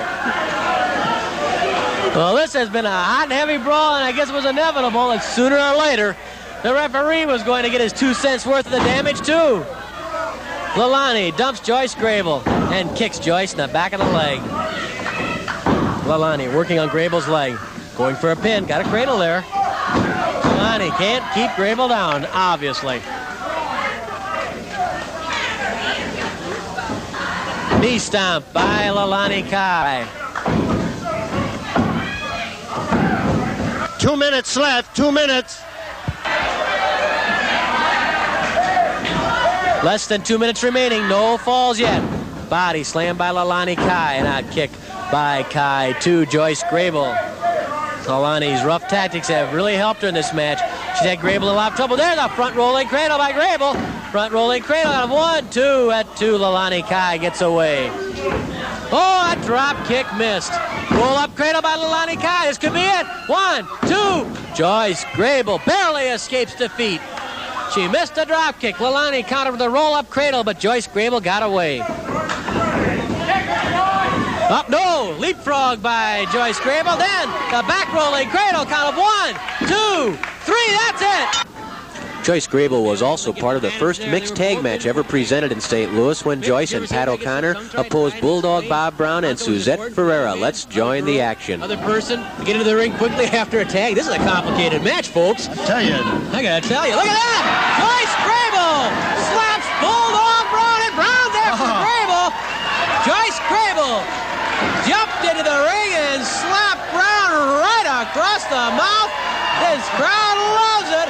They stand and cheer for scrappy Joyce Grable, who just said hello to Bulldog Brown. And he didn't even ask for a goodnight kiss. He wants to go after her now. Bulldog Brown, I think, is stunned, and for once in his life, speechless, thanks to Joyce Grable. Side headlock by O'Connor on Brown. 20 minutes have elapsed, 10 minutes left. 10 minutes remain. In the main event, one fall apiece. Belt him once for me, says Joyce Grable to Pat O'Connor. Well, Joyce did all right for herself. O'Connor obliges his partner. Forearm smash by O'Connor. Oh, an uppercut. To the stomach goes O'Connor, and then O'Connor drops Brown. O'Connor quickly behind Brown. Goes into the sleeper. The sleeper by Brown, but Brown, rather the sleeper on Brown, and Brown gets to the ropes.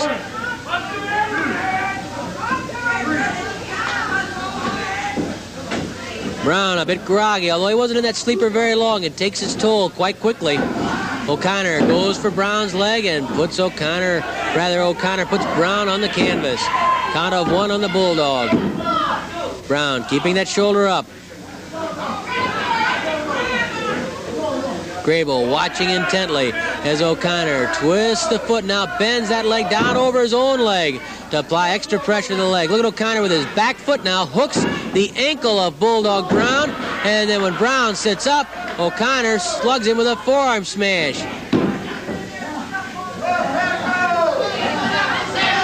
He was called that, I would imagine, half of an Indian deathlock, because that's exactly what O'Connor has done to the ankle and foot of Bulldog Brown. Now Brown manages to pop the foot free, so O'Connor has to change his hold. O'Connor leaning into the knee and into the ankle of Bulldog Bob Brown. Brown reaching up for O'Connor's head. Smith, though, keeping an eye on Bulldog. Suzette Ferreira started to step into the ring. Again, Suzette started to lift the leg over the ropes, but the referee spied her. O'Connor drops that knee into the knee of Bulldog Brown.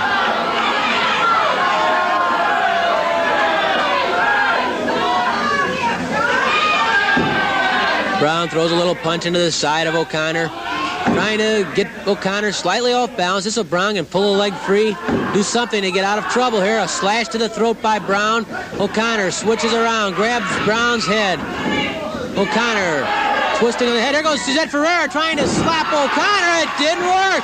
All that happened was Ferreira rode Brown down to the mat. And Brown says, "What are you doing? Jumping on my back. I got enough headaches." Here comes Grable right after Ferreira, and I don't think Ferreira knew that there'd been a tag on the other side of the ring. Once more, Grable in there quickly. Ferreira whipped to the ropes. Grable with a flying elbow smash to the jaw of Suzette Ferreira. Ferreira stunned. I think she was stunned from the beginning right here. She didn't know Grable was her opponent. Reverse neck breaker by Joyce Grable. Grable covers Ferreira. This could be a pin, and that's it.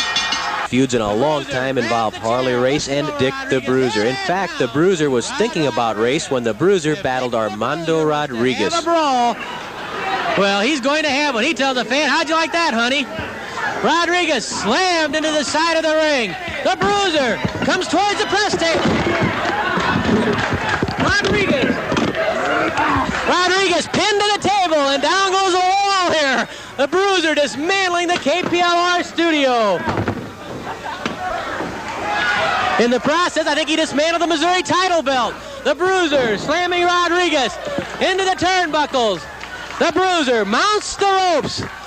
The crowd screams for Dick the Bruiser. Rodriguez down and practically out.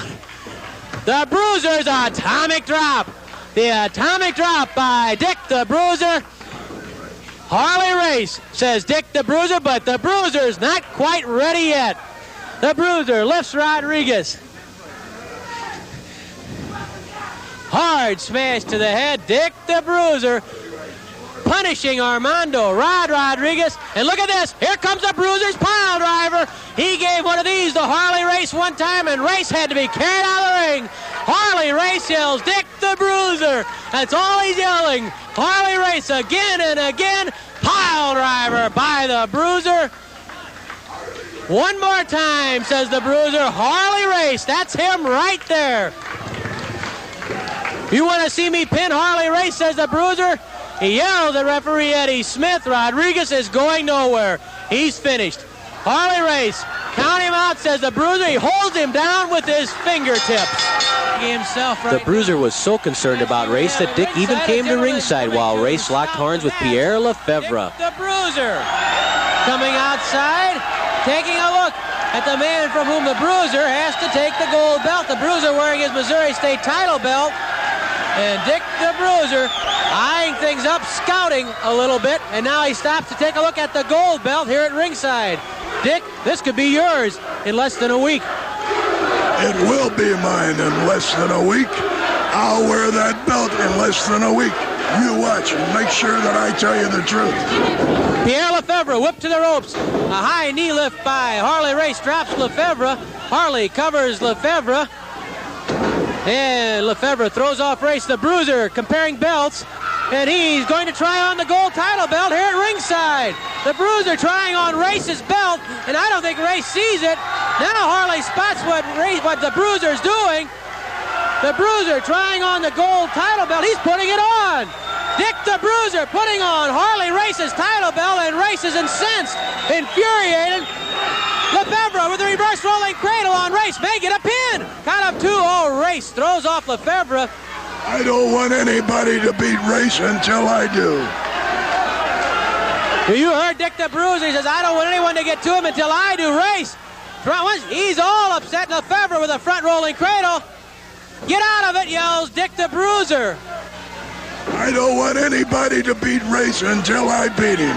And then that gold belt will really be yours. Look at that move by Race. Behind Lefebvre. Back suplex.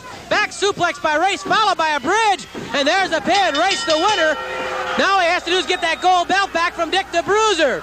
Race crawling outside to try and reclaim his belt from the Bruiser. Race throws a punch at the Bruiser. And the Bruiser wearing Race's belt. The Bruiser wearing the gold belt goes after Race. The Bruiser pounding on Harley Race. The Bruiser trying to get off that gold belt. Race gets at the Bruiser. The belt dropped to the floor. Race going for the pile driver. Race for the Bruiser reverses it. The Bruiser grabs the gold belt. The Bruiser has Race's belt, stands on Race, and raises the gold belt in triumph. Dick the Bruiser holding the gold title belt that belongs to Harley Race. Race stunned on the concrete floor. He tried a pile driver and was backflipped onto the concrete floor by Dick the Bruiser. The crowd stands and chants, Bruiser, Bruiser, Bruiser. Look at this pandemonium at ringside. Only Dick the Bruiser can cause something like that. The Bruiser, the recipient of chants and cheers. The Bruiser, king of the hill. He's not letting Mickey get in either. Race still down on the floor and badly shaken. Referee Charles Venator trying to aid Race and help him to his feet. The Bruiser being congratulated by ringside fans as Race is helped to the dressing room. Over the past year, Ted DiBiase has developed into one of the major forces in professional wrestling today. Much of that is due to what Ted DiBiase has done right here in St. Louis, right in front of you on KPLR TV. Let's take a review of how Ted DiBiase has developed into one of today's top stars.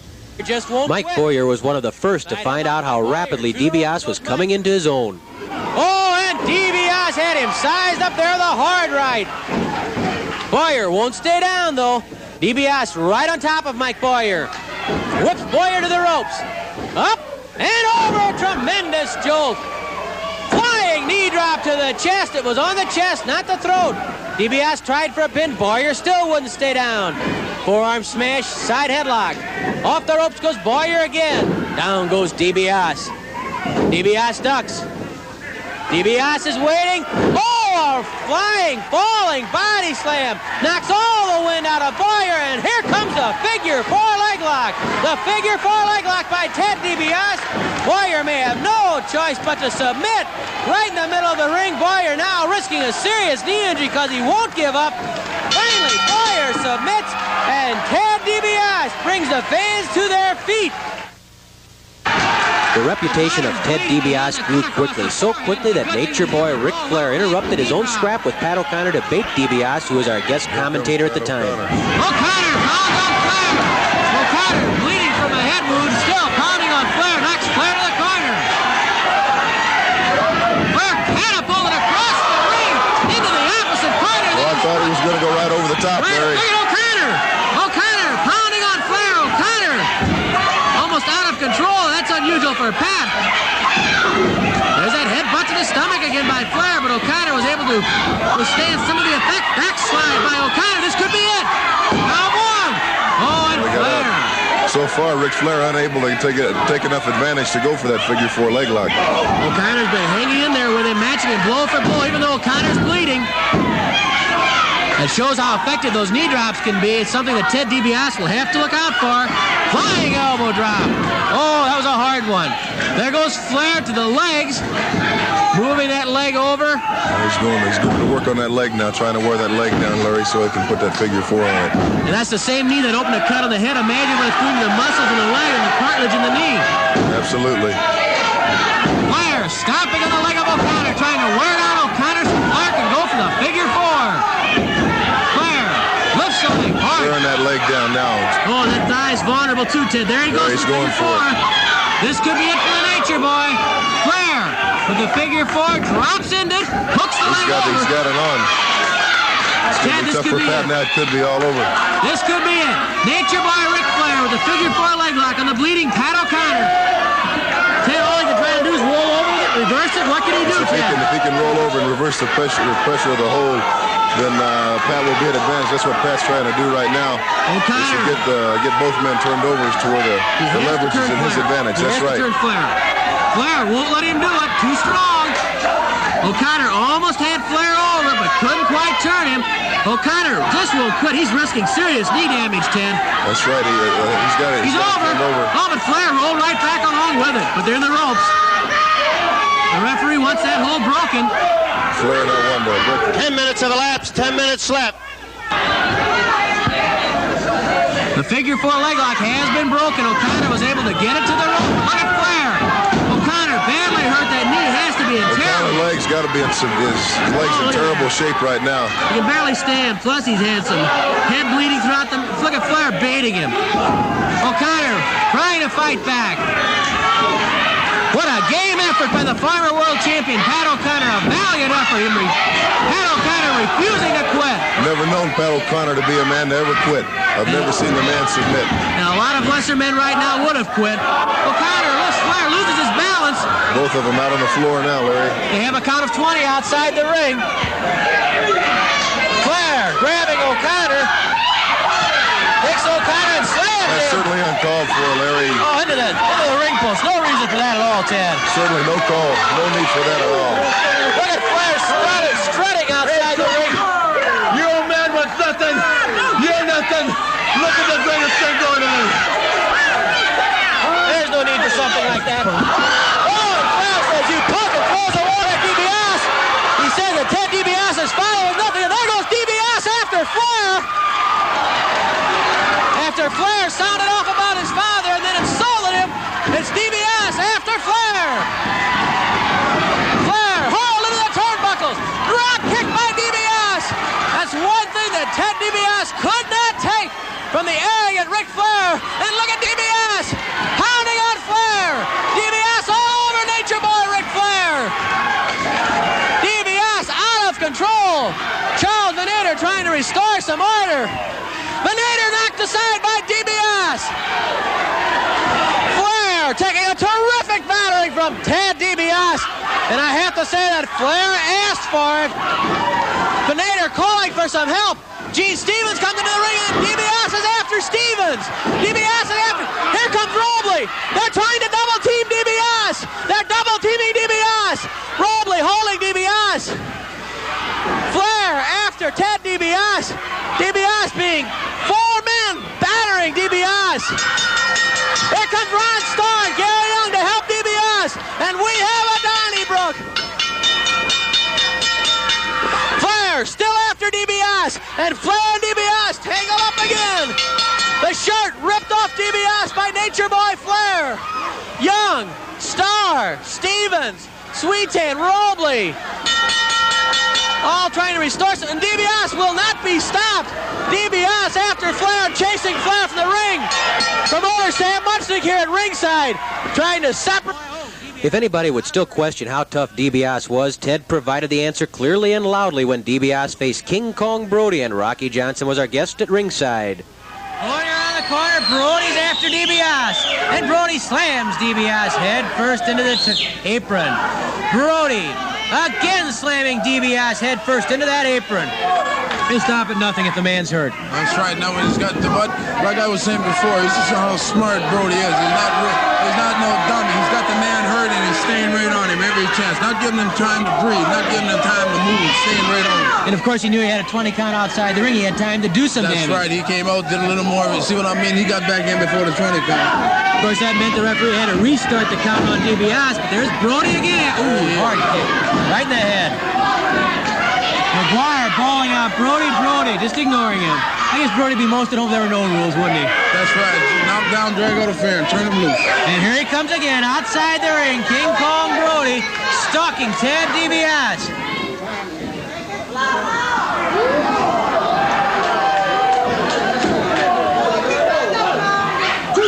10 minutes have elapsed, 10 minutes left.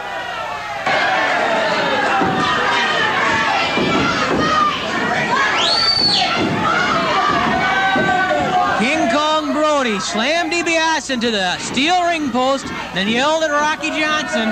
Yelled in triumph, I guess, because I think as far as Brody's concerned, he has DiBiase about ready for the cleaners, Rocky. That's right. He got the kid down. The kid's hurt. There's no doubt about it.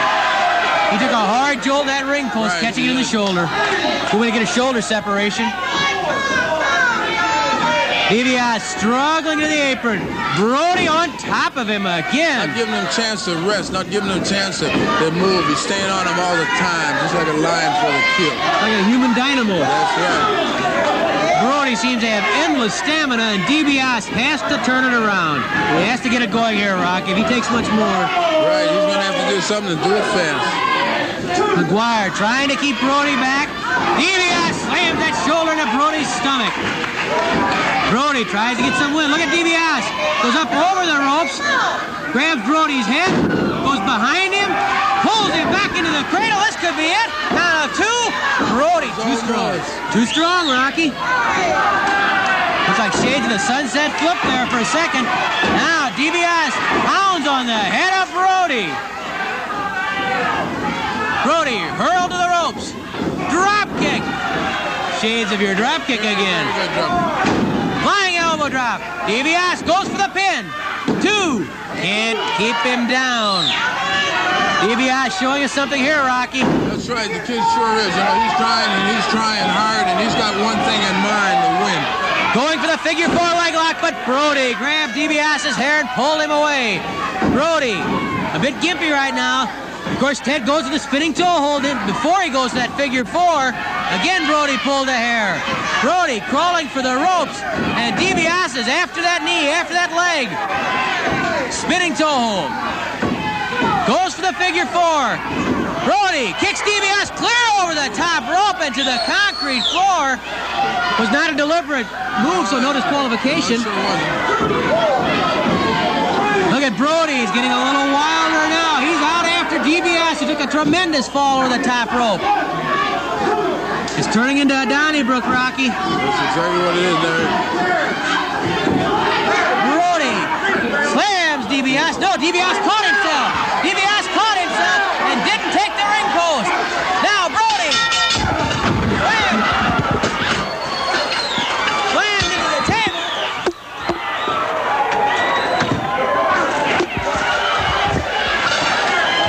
DiBiase and Brody outside the ring, and DiBiase clobbers Brody with a chair.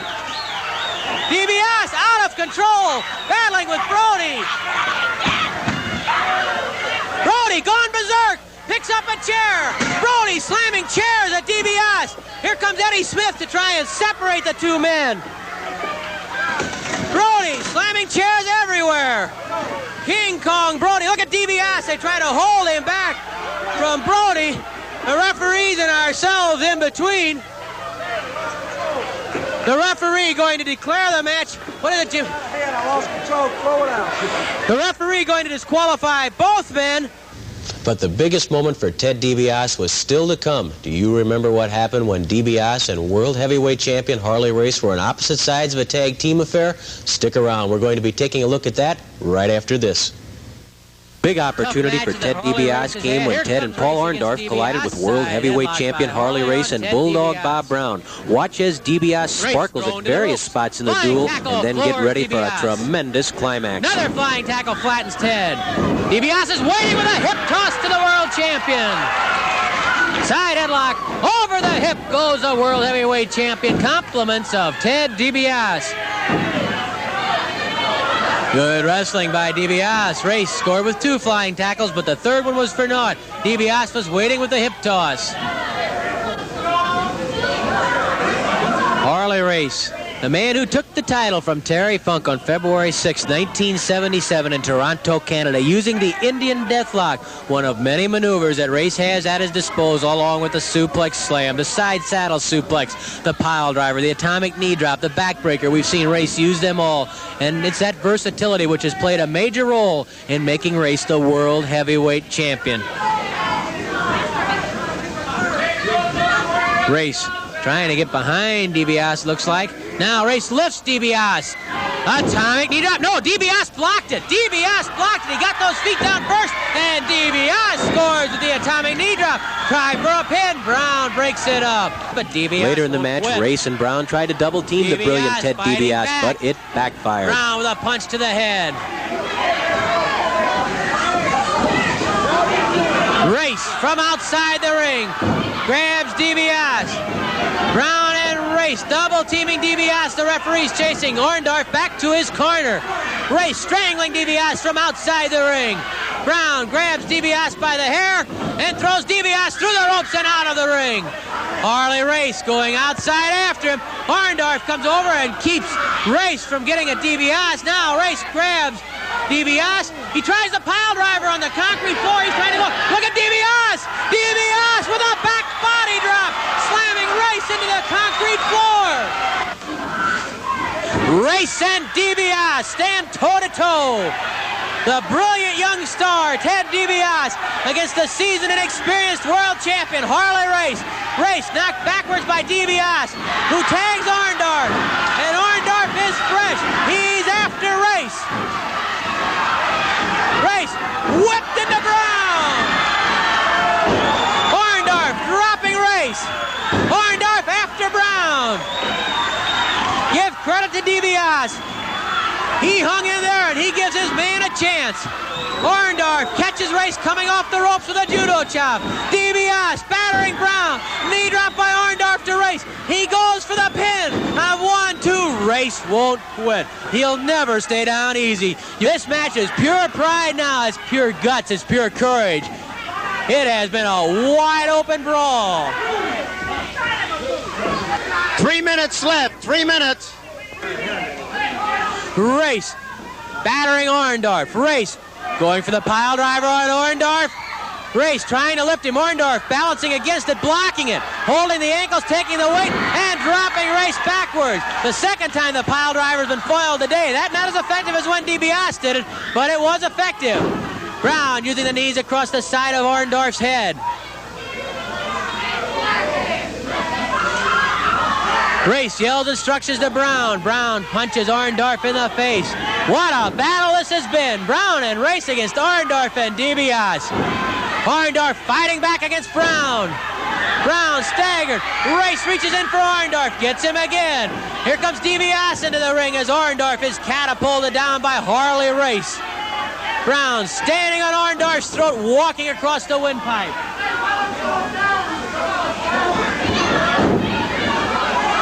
Orndorff drops Brown.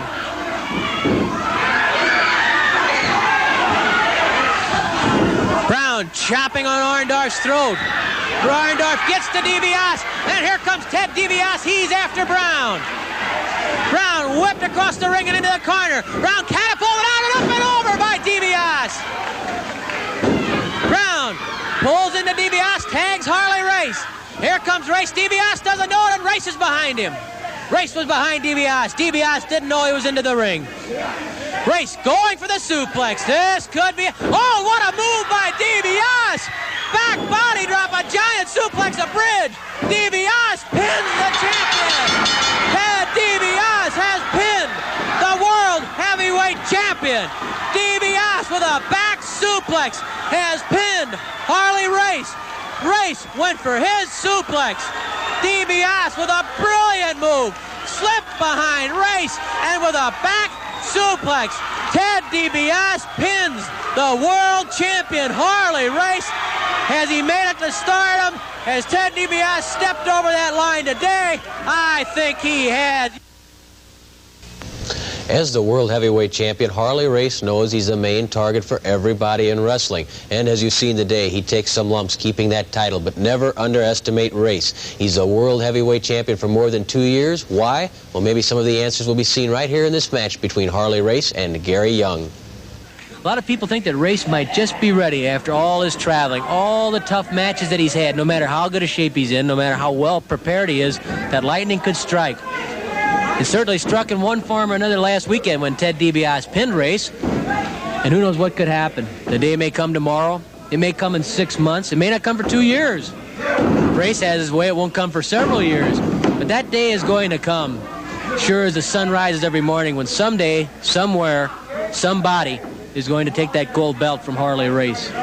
Well, he's just a man. I mean, they're all taking pop shots at him. They all want to get the belt, so he is out in the field by himself.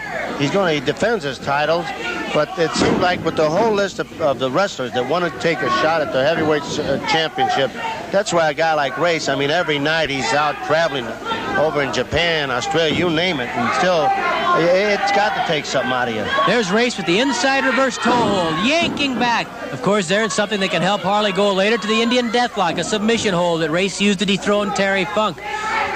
You talk about the kind of matches Race has had. Well, think to his last 2 matches in St. Louis, his last 2 title defenses. One with Dick the Bruiser, ended with both men counted out outside the ring of Donnybrook. Race took a battering. The match after that against Nature Boy Ric Flair. Flair was in complete command of the final fall. He'd won the second fall with a figure 4 leg lock from Race. But then both men fell over the top rope and outside the ring. It was a hard fall. At the count of 18, Race was underneath the ropes in the ring. He was in. At the count of 20, Flair was just onto the apron. Therefore, Flair was counted out outside the ring, and Race got the victory. Shaky though it was, of course, it still kept him the world champion. Race has had some tough, hard matches. Is he ready to be beaten? That's the question. Is he ready to be dethroned? Flying tackle by Harley Race.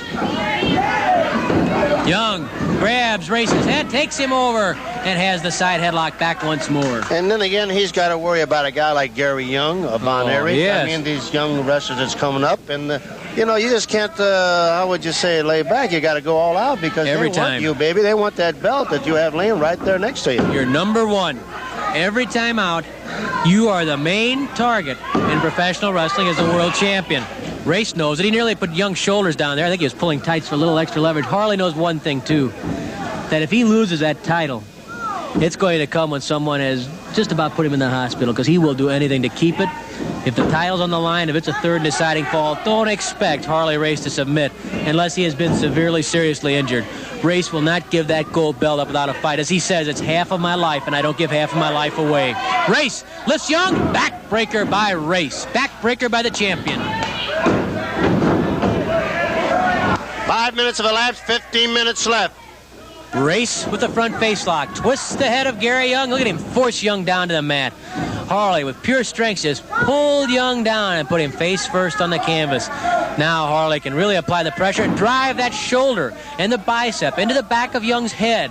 That's a very effective maneuver. Not real spectacular, but it does the job as Race drives that shoulder, part of the chest, the bicep, into the back of his opponent's head, in this case, Gary Young.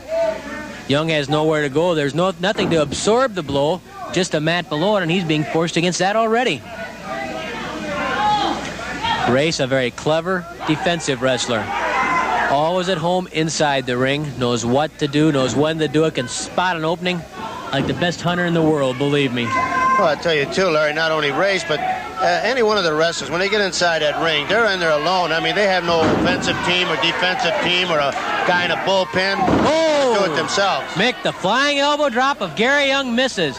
The flying elbow drop misses. Race with a knee drop to the head. And Mickey made a good point there, too, because when a professional wrestler goes into the air, there are no strings holding him. He has no padding. It's just his body. And however hard, however tough that body is determines how much punishment he can take. He hits that canvas hard. And that's just what Gary Young did. Race, reverse neck breaker. We haven't seen Harley use that very often. The reverse neck breaker by the world champion. Young spins out from underneath. We see some of the training from the former world champion Pat O'Connor right there. O'Connor's been working with Young, and Young escaped that body press from Race, just as Pat O'Connor probably would have too. Race was surprised that Young got up from that reverse neck breaker. Knee lift to the stomach by Harley Race. Another knee lift to the stomach by the world champion. Race puts Young down, drops the knee right into the forehead. The knee to the forehead by Harley Race. Another knee drop by Race. Race covers Young. Young won't stay down. Harley's a little angry. Can't quite believe it. Little bewilderment across his face. If Young could turn things around here, he's managed to stay away from being pinned. If he could turn this around and come back, well, who knows? But Young has to get something going. Race pounding on him. And if anybody knows how to dish it out, it's Harley Race. Race locks the head. He's going for that suplex slam. Ted DiBiase escaped it last week. Can Gary Young? No, Race has him securely and crushes him down to the mat. Harley Race with the suplex slam. 1, 2, 3. The world heavyweight champion. Harley Race polishes off Gary Young with the suplex slam. Thank you for watching Classic St. Louis Wrestling Volume 1. I guarantee you I liked it just as much as you did. Volume 2 right around the corner. Why was St. Louis Wrestling so special? We have the proof here on every edition of Classic St. Louis Wrestling. And until the next time, this is Larry Matysik saying so long. The Bruiser driving Murdoch's head into the press table and a hard blast to the midsection by Dick the Bruiser. Once more, Murdoch driven into the press table. The Bruiser battering Murdoch outside the ring. Murdoch dropped to the table. Murdoch, his eyes are... Welcome to Wrestling at the Chase, the opening bout. A one fall with a 10-minute time limit. Introducing from Dunkirk, Indiana, weighing 238 pounds, Roger Kirby. And from Denton, Texas, weighing 235 pounds, Kevin Von Erich. Referee Lee Warren. Roger Kirby squares off with Kevin Von Erich. Quite an opener on Wrestling at the Chase. Kirby, very strong, holds a world record for the leg press. He hoisted 2,800 pounds. That's a very strong individual. And Kevin Von Erich has his work cut out for him, as he did last week in a handicap tag match. But Kevin held up beautifully and scored a big victory against two opponents. Kevin moves behind Kirby. Kirby counters with a double wrist lock, comes up with an arm bar on Kevin Von Erich. Good move by Roger Kirby. Kirby twists the arm, turns it into a hammerlock. Kevin spins out. Nicely done by Kevin Von Erich. Speed and agility coming into play and doing the job for Kevin Von Erich. Kirby waits patiently for Kevin to come to him. They tie up and it's a side headlock by Kevin Von Erich on Kirby. Kirby lifts Von Erich. Von Erich hangs on and Kirby is thrown over the hip.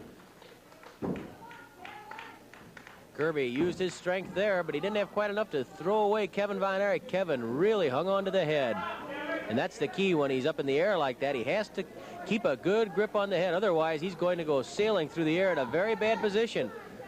But if the man up in the air, in this case Kevin Von Erich, can hold that head, he probably will be able to use Kirby's own strength against him, as he did there, taking him over the hip. Kirby pulls the hair, and referee Lee Warren slaps Kirby's hand away. The hold still belongs to Kevin Von Erich. Hip toss by Kirby. Oh, it didn't work. Well done by Kevin Von Erich. The hip toss by Roger Kirby, but Kevin held onto the side headlock. Very, very difficult to do there for Kevin Von Erich. Kirby really had Kevin off balance, but Kevin persistently hung on to that headlock. Kirby rolls Von Erich into a cradle. Can't keep him there, though. Only long enough for a count of one by two. Von Erich's shoulders had come free of the mat. Kirby struggles to his feet. Hip toss again. And it still doesn't work as Kevin Von Erich hangs on to that side headlock. Kirby must be getting a little frustrated. He can't seem to break out of this side headlock.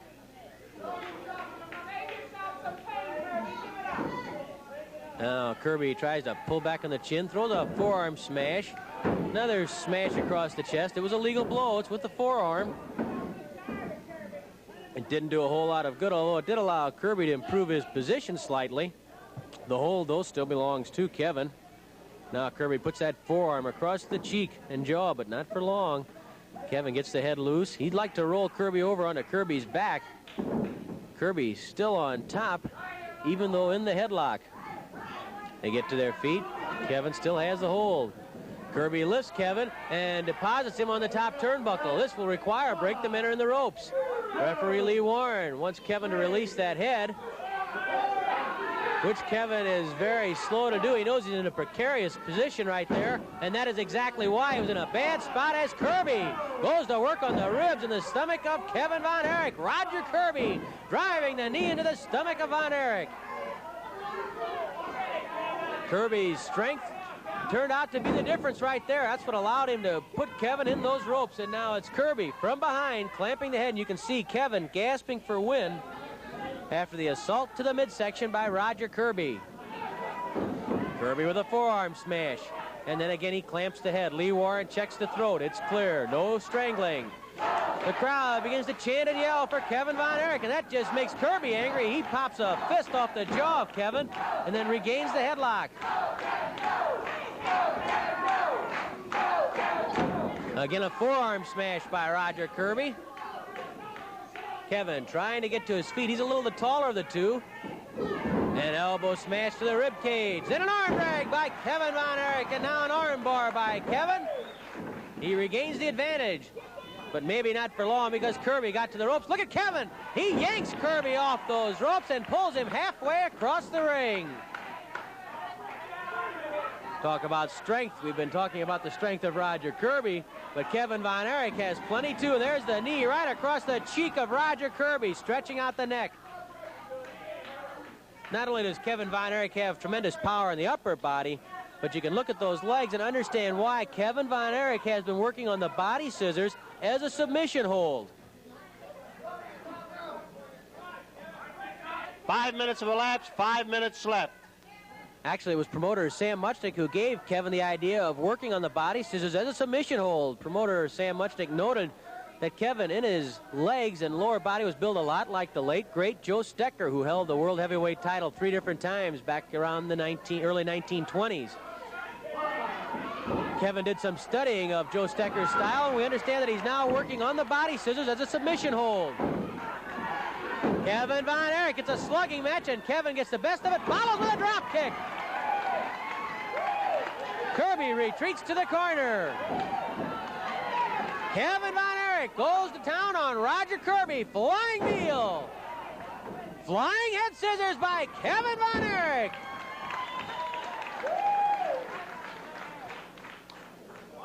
From what we've heard about Kevin Von Erich's body scissors, you know Joe Stecher used to be able to take sacks of grain, of wheat or of sand, and he could put a body scissors on that sack of sand and actually split the sack open, just crush the sack literally. Kevin Von Erich has been training the same way, and we understand that he has now developed the strength and the leg extension in his legs to the point that that body scissors, he can use it in the same way Stecher did, literally crushing sacks of grain, sacks of sand. Can you imagine how effective that would be across somebody's stomach, across the rib cage? He can use it as a submission hold, and of course we've seen him use a rolling body scissors as a pin maneuver. So Kevin Von Erich becoming more versatile every day, and that's something to be looking for from Kevin Von Erich in the future, the body scissors as a submission hold. Believe me, if he can crush sacks of wheat between those legs, he can do a job on somebody's stomach. He can also do a job on someone's head, as Roger Kirby just found out, and that's why he's strangling Kevin Von Erich. Lee Warren gets Kirby off the throat of Kevin Von Erich.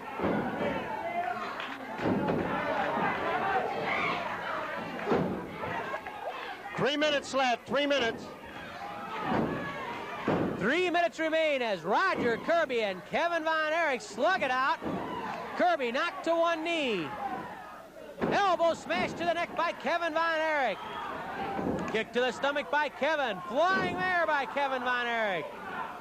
Flying elbow drop rivets Kirby to the mat. Count of 1. At 2, though, Kirby pulls the trunks and shoves off Kevin Von Erich. Again, the flying mare by Kevin. Knee drop to the chest. It was not on the throat, it was on the chest. Another knee drop by Kevin. He goes for the pin on Kirby. Count of 1. At 2 once more, Kirby escapes the pin. The pin possibility, rather.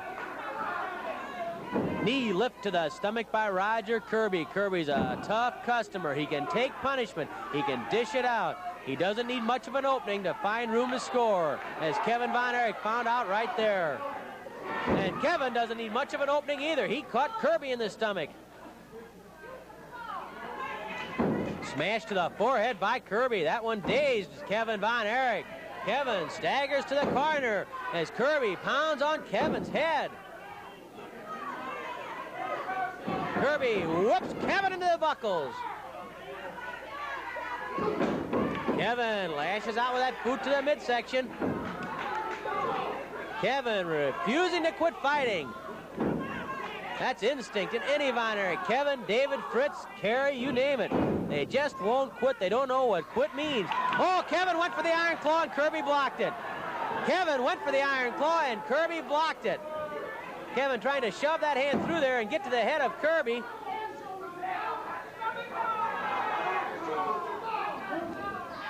1 minute left, 1 minute.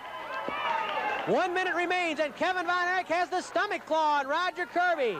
Kevin Von Erich with a stomach claw. Kirby trying to punch his way out of the stomach claw by Kevin Von Erich. Kevin grinding away those stomach muscles. Kirby bridging to lift the shoulders up so he won't be pinned. Kevin Von Erich digging in on the stomach. Now Kirby manages to get over on top of Kevin. Kevin bridges his way back on top of Kirby with the stomach claw.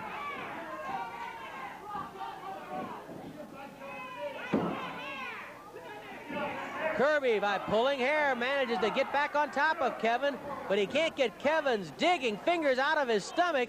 Kevin grinding away with that stomach claw. Kirby now reaching for the ropes, but the referee's between him and those ropes. Now Kirby reaches up for the hair of Kevin Von Erich.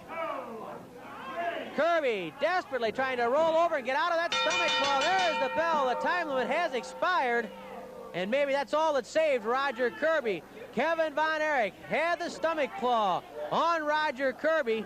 Kirby was able to hang on until the time limit expired. This match is a draw, and here's Mickey. With time running out, referee Lee Warren declares the match a draw.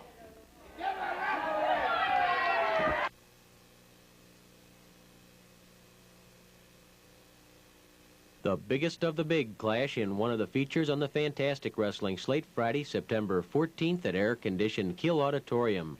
Andre the Giant squares off with King Kong Brody. Even though Brody stands 6'6" and weighs 302 pounds, King Kong gives away 11 inches and 170 pounds to Andre. Brody, though, demanded this match and intends to flatten the Giant.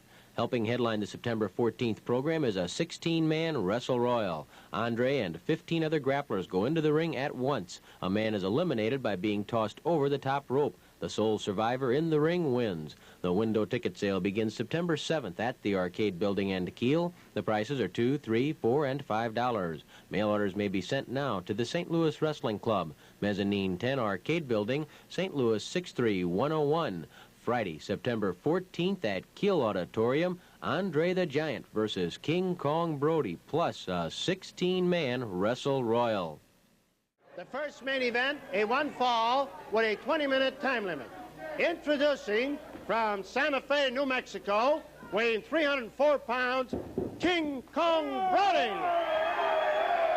And from Chicago, Illinois, weighing 252 pounds, Bill Nixon. Referee Chuck Raleigh. King Kong Brody was bellowing as he came down the steps from the dressing room for his match with Bill Nixon. And what a tough way to make a St. Louis debut for Bill Nixon against King Kong Brody. Nixon comes in around 250 pounds, and he's giving away some 50 pounds to Brody. Got Mickey Garagiola yelling in fear, I think. Boy, that's an awesome sight when King Kong Brody comes at you. Good, quick move, dropping the leg and putting Nixon on the mat.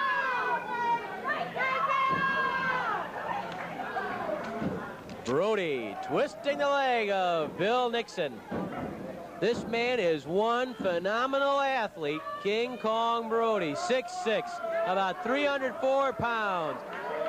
Bench presses over 500 pounds, squats with 700 pounds, and yet still can do drop kicks.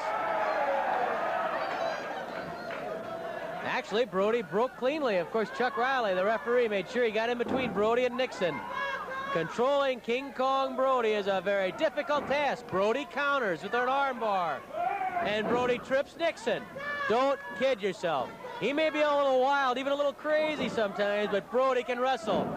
Not using muscle right there, just good wrestling. Tripping down Nixon. King Kong Brody with an arm bar on Bill Nixon. I wonder if he'll be able to put Andre the Giant on the mat like that. As big as Brody is, he'll give away 11 inches, 170 pounds when he steps in the ring against Andre the Giant. But Brody demanded the match with Andre. He absolutely demanded it.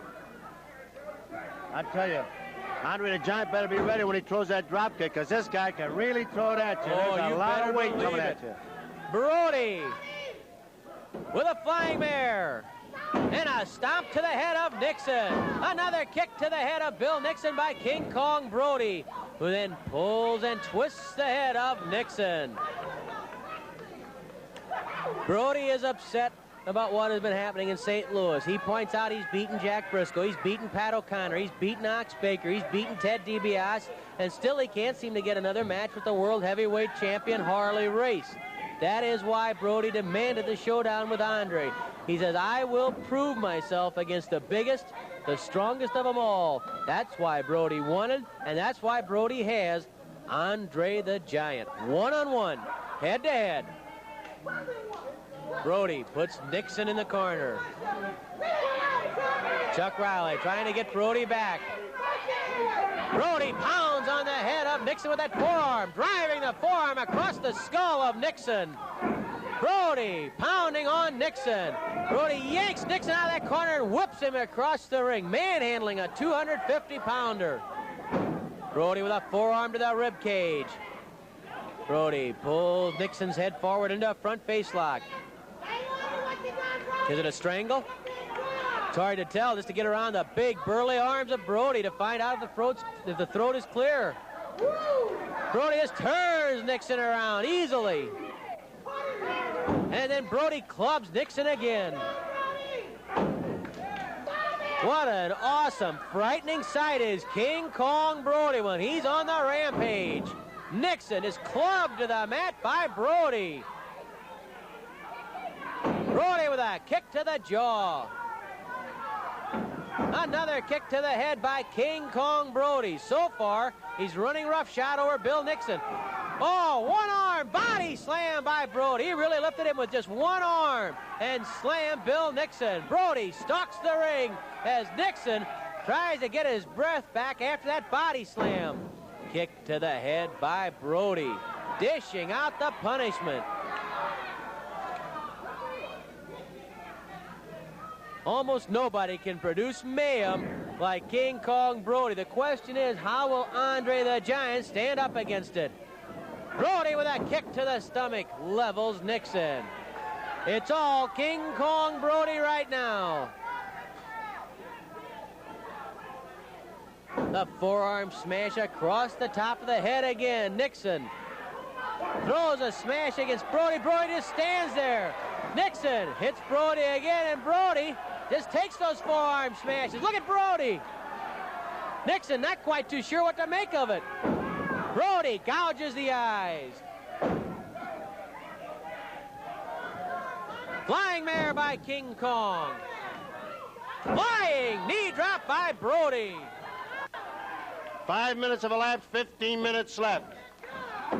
Oh, Brody could have pinned him. Brody could have pinned him, but he just wasn't satisfied. He wanted to dish out more punishment yet to Bill Nixon. This Brody is something else. He's as big and strong and mean as anyone who has ever stepped inside a St. Louis ring. Brody clouts Nixon. Brody again lifts Nixon, hands him up 6.5 foot in the air and slams him. Brody poises, leaps to the air and crushes Nixon. The giant knee drop by King Kong Brody, and King Kong Brody absolutely overwhelms, crushes, dismantles Bill Nixon. Brody, the man who can try those tactics against Andre the Giant. King Kong Brody, the winner. Here's Mickey. In 5 minutes and 46 seconds, when he dropped, the winner, King Kong Brody.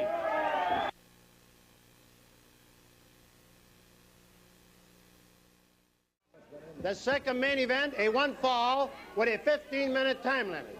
Introducing from West Memphis, Arkansas, weighing 265 pounds, Larry Wright.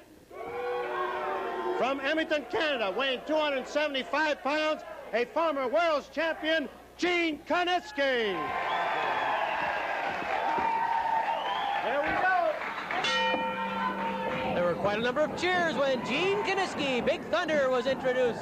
Kiniski bouncing off the ropes, trying to throw Wright out of synchronization, get him a little off balance. Kiniski goes behind Larry Wright, wraps up the head, ties up the arm, goes into a wrist lock. Big Thunder, Gene Kiniski, who held the World Heavyweight Championship more than 3 years. Kiniski drives a chop across the throat and chest of Larry Wright. He looks in great shape, doesn't he? Kiniski, good move there, hooking the arm. Beautifully done by Gene. 6'5", 275. A whirlwind inside the ring, a whirlwind outside the ring. Whirlwind anywhere you want to meet this guy. Oh, I thought he was... Larry, I thought he was coming right at me. He comes right at me, and I was going to lay one on me, and he says, "How's your rich brother?" That's Gene Kiniski, boy. Good move underneath, rolling right into a cradle, but coming up with the arm again, and an arm bar by Gene Kiniski. Look where he put the knee, right inside the chin. Puts the hand across the jaw. Look out, Larry Wright. Kiniski pounds on Wright and rakes the Buddha across the forehead and eyebrows of Larry Wright. Gene has an interesting philosophy about the rule book. He says, I don't abuse it, I use it. He knows where every loophole is. Kiniski forces Wright down to one knee with an arm bar. Talk about good big men, people like Andre the Giant and King Kong Brody. Here's another good big man, Gene Kiniski. He whips that arm down, pulling Wright down, jerking the shoulder right out of the socket if he can. Kiniski twisting the arm of Larry Wright. Double wrist lock. Wright carried over. Head scissors by Kiniski. Like all the good ones, all the great ones, Kiniski can wrestle as well as get rough. Wright trying to kick his way out of the head scissors. Finally manages to do so, but did you see how quick Kiniski was on his feet? By the time Wright got up, Kiniski was ready and waiting. Wright goes to hammerlock on Kiniski. Kiniski hooks the leg. Nice leg drop by Gene Kiniski. Fine move by the former world champion and former Missouri State champion. When you talk about leading contenders for either honor, the world title or the Missouri title, you put Gene Kiniski right at the head of the list. Full Nelson by Larry Wright on Kiniski. Kiniski trying to muscle his way out. Look at him lift right off his feet and breaks it simply by lifting right off his feet, flexing the neck and pulling the head forward. Kiniski circled. Knee to the stomach by Big Gene and then drives the fingers into the throat of Larry Wright. Referee Lee Warren warns Kiniski about using those stiffened fingers into the windpipe. You know, we mentioned the Missouri State champion, Dick Murdoch. And on this upcoming program where Andre the Giant will square off with King Kong Brody, where there's also a 16-man Wrestle Royal, promoter Sam Muchnick would like to sign the Missouri State champion, Dick Murdoch, to defend the title against Dory Funk Jr. as you watch that fine rolling toe hold by Gene Kiniski. The problem on signing Dory Jr. against Murdoch, Dory Jr. signed, sealed, and delivered. He'll be there. But Dick Murdoch's a little bit more surly and uncooperative than usual. He's pretty uncooperative to begin with normally. But he seems to be pouting after his loss of a very tough match to the world champion Harley Race. A bloody match. Race was bleeding and in a lot of trouble. but he managed to trap Murdoch with a front-rolling cradle and thus save the gold belt and World Heavyweight Championship. The question is Murdoch trying to avoid a match with Dory Funk Jr.? Is he just being difficult because he's upset? You never know with Murdoch. He's involved in so much controversy. He's so blustery, controversial, belligerent. At any rate, that's a story we'll have to watch in the coming week as Sam Muchnick tries to pin down Dick Murdoch to defend the Missouri State title against former world champion Dory Funk Jr. Kiniski has both arms tied behind Wright, really a type of surfboard hold. You can see how he's putting pressure into the shoulder of Larry Wright. Wright trying to get his leg on the bottom rope. It's an unusual way to apply, I guess, a surfboard hold you would call it, because that's really how the arms are. Now Gene goes behind Wright in a more conventional surfboard. Look how he lifts Wright up. Just pulling him around the ring. And then Kiniski sticks his foot in Wright's back, knocks him clear across the ring, and Wright's head hits the turnbuckle. And now Kiniski and Lee Warren are in an argument. Warren saying you gained that hold while the man was in the ropes, and that's why Lee Warren wanted it broken. Wright staggering. Arm drag by Kiniski. Then an arm stretch by Big Thunder. Really, at this point, Kiniski's just out wrestling Wright. He really hasn't had to rely on too much rough stuff. 5 minutes have elapsed, 10 minutes left. Larry Wright tries to come to his feet while trapped in the arm stretch of Big Thunder, Gene Kiniski. Maybe Wright can walk out of it. If he could bring that boot over, he might be able to kick Kiniski in the head. But Kiniski has too much balance. He throws Wright back down, and Lee Warren gets a count of 1 on the shoulders of Larry Wright. Kiniski stretching out the arm of Wright. Can't get over the fine condition that Kiniski's in. Boy, he is trim. Moving very quickly. Easy to see why he's in a main event every night throughout Canada. Pacific Northwest, Seattle, Portland. He's main event there throughout Japan. He's always in demand in Japan. If they could, those Japanese promoters would sign Kiniski for a year contract, keep him there all the time. Wright kicks his way out of the arm stretch and gets kicked in the stomach for his trouble. Kiniski is angry, and Big Thunder knocks down Wright.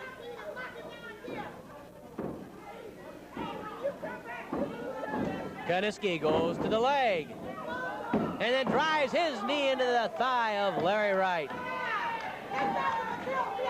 Kiniski dragging Wright across that ring. Puts the leg of Wright across the bottom rope, and then the knee drop to Wright's knee by Gene Kiniski. Kiniski knows how to hurt a man. Wright staggers to his feet. Kiniski stalks him, and Wright tries to get a little extra time to get that leg loose. Kiniski goes behind Wright. Grapevines both legs, rolls him into a pin position, and Wright has to grab the ropes. I'll tell you, that Kiniski never sits still. You know that? He's always moving in that ring. Constantly. He sets a furious pace, and now Kiniski stomps on Larry Wright. Much like King Kong Brody, Kiniski sets the pace of a match, and with Kiniski, it's such a fast, quick-moving pace that his opponent has to be in excellent, perfect condition to stay with him. He just wears a man down. Kiniski traps the head and arm and pulls right down over his own knee. Now ties up the arm inside with that. Well, let's see, what's he have there? He has a wrist lock, really, across the head. Headlock and wrist lock combination, if you will. It's not a strangle. Windpipe's clear. But Larry Wright's going to have a lot of trouble getting out of this one. Kiniski solves the problem with a body drop across the neck. No chiropractor ever used that one. Count of 1. Wright manages to get free. Kiniski, knowing how to use his weight, bounces right off the ropes. Judo chop to the throat. Right to the throat by Kiniski. Kiniski says, get up, and then he kicks right in the stomach. Oh, and Kiniski nailed Wright. Hard slash again, and down goes Larry Wright. Wright must feel like he's on an elevator. Every time he gets up, Kiniski knocks him down. Look at Kiniski all over that ring. Wright spots him out of the right eye. Then he looks here, he's out of the left eye. Suddenly he's nowhere. That's because Kiniski's behind him. Wright doesn't know which way to turn. Tell you, that Kiniski gets on that bicycle, and he really gets around her. Oh, he's all over the ring. Wright pounds on Kiniski's head.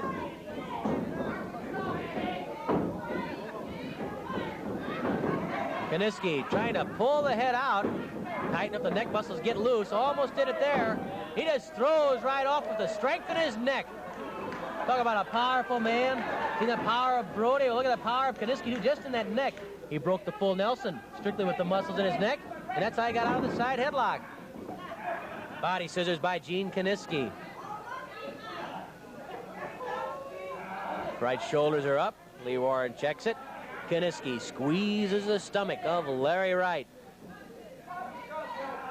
Now Kiniski pulls back on the arm, never content just to sit with a hold. You know Kiniski. Now he forces the head of Wright down against the canvas and roughs the face of Wright right against the canvas, pushing Wright's nose into the mat. And Kiniski tries to break that nose by bouncing his leg against the head. The crowd says, do it again. And Kiniski roughs up Wright some more. What a humiliating position that must be for Larry Wright, as Kiniski has Wright's arms tied up with his leg. Meanwhile, now scraping the cheek and face of Wright against that mat.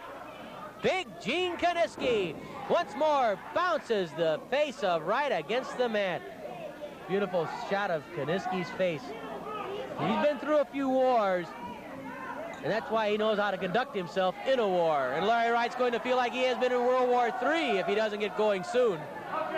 10 minutes have passed, 5 minutes left. Larry Wright slowly comes to his feet, and there's Kiniski with a knee to the jaw. Kiniski with another knee lift. Larry Wright trying to get an offense generated against Gene Kiniski with no luck at all. Side headlock again by Wright. Bounces a fist off Kiniski's head. Another punch to the head by Larry Wright. Knocks Kiniski to the corner. Wright desperately flailing away at Big Thunder. Flying Beal. Kiniski comes off the ropes with a knee lift to the stomach. Hard kick to the chest by Kiniski. Wright bounced to the ropes. Another chop. Oh, that one nearly knocked out the soundboard. Knee drop to the stomach by Kiniski. Big Thunder is booming today. Kiniski lifts Wright. Backbreaker. The backbreaker by Big Gene Kiniski. The leg and arms both cradled. And Gene Kiniski has a very impressive victory on Wrestling at the Chase. Kiniski out-wrestled and out-roughed Larry Wright. It was Kiniski all the way. Here's ring announcer Mickey Garagiola. 11 minutes and 8 seconds, the backbreaker. The winner, Gene Kiniski.